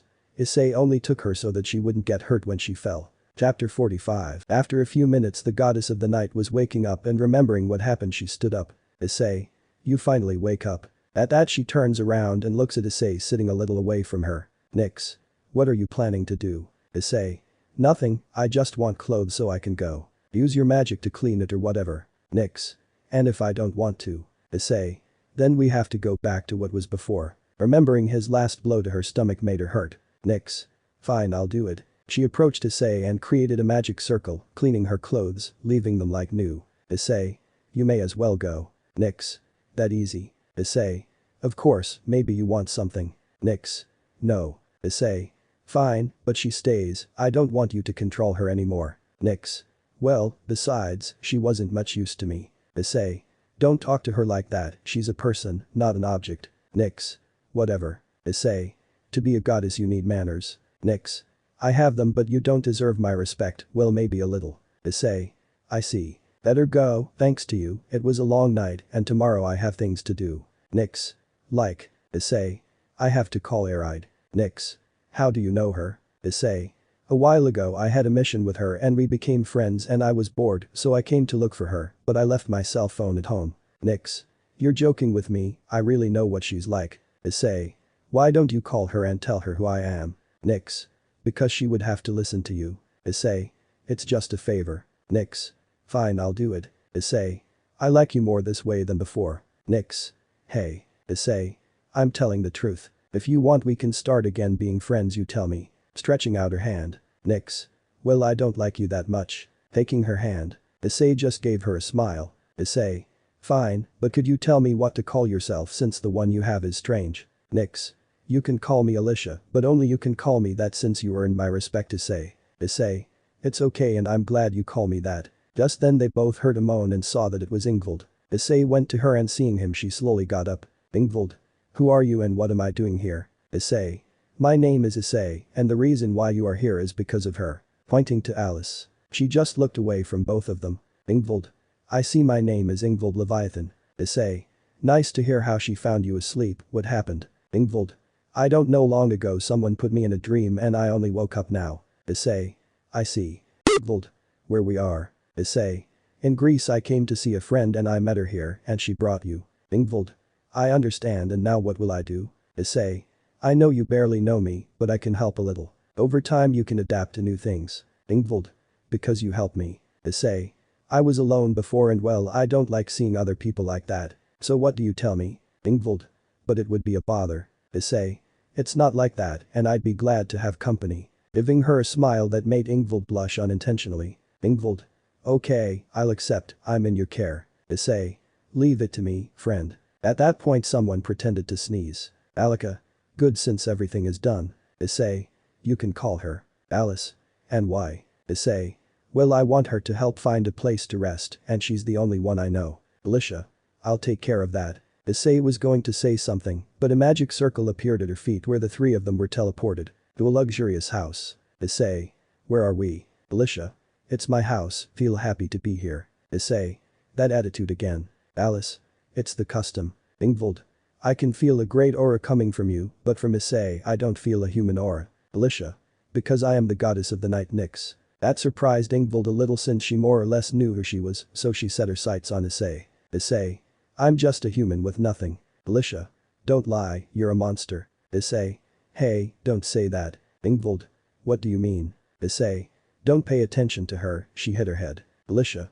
Hey, don't say those things. Issei. Ingvild, you should rest. Alice. Don't ignore me. Issei didn't say anything and took Ingvild to a room. She was surprised since she didn't respect a goddess. The next day the three were in the room. Issei. And you will call her well. Alice. Good, right now. Creating a magic circle. While on Olympus Issei, she is training until a magic circle appeared in her ear. Issei. Who is he? Alicia. Talk to me with more respect. She was surprised to hear that voice. Issei. You're Nick Sama. Alice. Yes. Alright. What do you want from me? Alicia. Someone named Issei wants to talk to you, so come to this place right now. Giving her an address at the end of the call, she was surprised since she heard Issei's name, but without thinking she went to take a bath and put on her clothes. After a few minutes she arrived at the place and she was surprised to see Issei there. Issei. Hello, it hasn't been a while. Alright. Yes, but what are you doing here? Issei. I was bored and I wanted to come see you, but someone bothered me. Alicia. Oh come on, shut up. Alright was surprised to see there. Alright. Nice to see you. Alicia just looked away from her without giving it importance. Issei. Hey, that's not how you treat people. Alright. It's okay, she is my superior and you must respect her. Issei. I've never cared about titles and she's my friend, isn't she? Alice. Be happy I am. Issei. Well, she said we're not friends, so I'm leaving. Alice. It's okay if we are. She said it in a whisper. Issei. I didn't listen to you. Alice. Yes we are. Issei. What? She speaks louder. Alicia. Yes, we are friends now, yes. Issei. Perfect. Alright was shocked since she saw how Issei spoke so casually with someone very strong. After a few minutes of talking, the group went out to lunch. Not without attracting a lot of attention, but no man could approach them since Alicia was giving them a death glare. And some girls tried to approach Issei, but the ones accompanying Issei were responsible for scaring them. Issei didn't feel any of his murderous aura, he was calm. After a day of walking they returned to Alicia's house. Issei. It was a good day, don't you believe it? Ingvild. Yes it was, many things have changed. And thanks for the clothes Arid-san. Arid. Don't worry. Issei. Yes, I'll pay you later. Arid. Not that it remains like that. And tell me what you will do now, Issei. Issei. I'll go back to Japan. Would you do me the favor of giving me another pamphlet? I didn't bring anything. Arid. Okay. Issei. Thank you. That it's 2-1 for Ingvild. She just nodded. Arid. Okay, I'll have them ready in a few minutes. Issei. I appreciate it. At that point Arid left to start making them. Issei. It was fun meeting you, Alicia, although we didn't have a good start. Alicia. And who said this was a farewell? Issei. What do you mean? Alicia. I'll go with you, I have nothing to do. Issei. I won't say anything since I won't convince you. When I return I will have to buy a bigger house since where I live it is only one room. Ingvild. You live alone. Issei. Yes, my parents kicked me out of the house. Well, rather, I left since I don't have a good relationship with them and worse with my brothers. Ingvild. Sorry for asking. Issei. It's okay and I have many friends now. Alice. Like who? Issei. Like Irina, Leffe, Serafal, Penemu, Gabriel, Griselda, Roswis, Yasaka, Kanu and Grafia. Alice. Only women. Issei. Well, I also get along well with Serzic, Azazel, Michael and Odin's old man. Alice. Only strong people. Ingvild. You know who they are. Alicia. Some of the old man is the god of Asgard and others are Mas and other cadres and archangels and the Yokai leader. You do not waste your time. Issei. What do you mean? Alice. Nothing. Minutes later Arid arrived and Issei said goodbye to her just like Ingvild. Alicia didn't say anything. At that the group left promising to return soon to see her. Let me know in the comments below if you guys want the next part. Also check out my other video that has been shown and left. Thank you for watching. If you enjoyed this video please like and share this video. And have a fantastic day. Bye.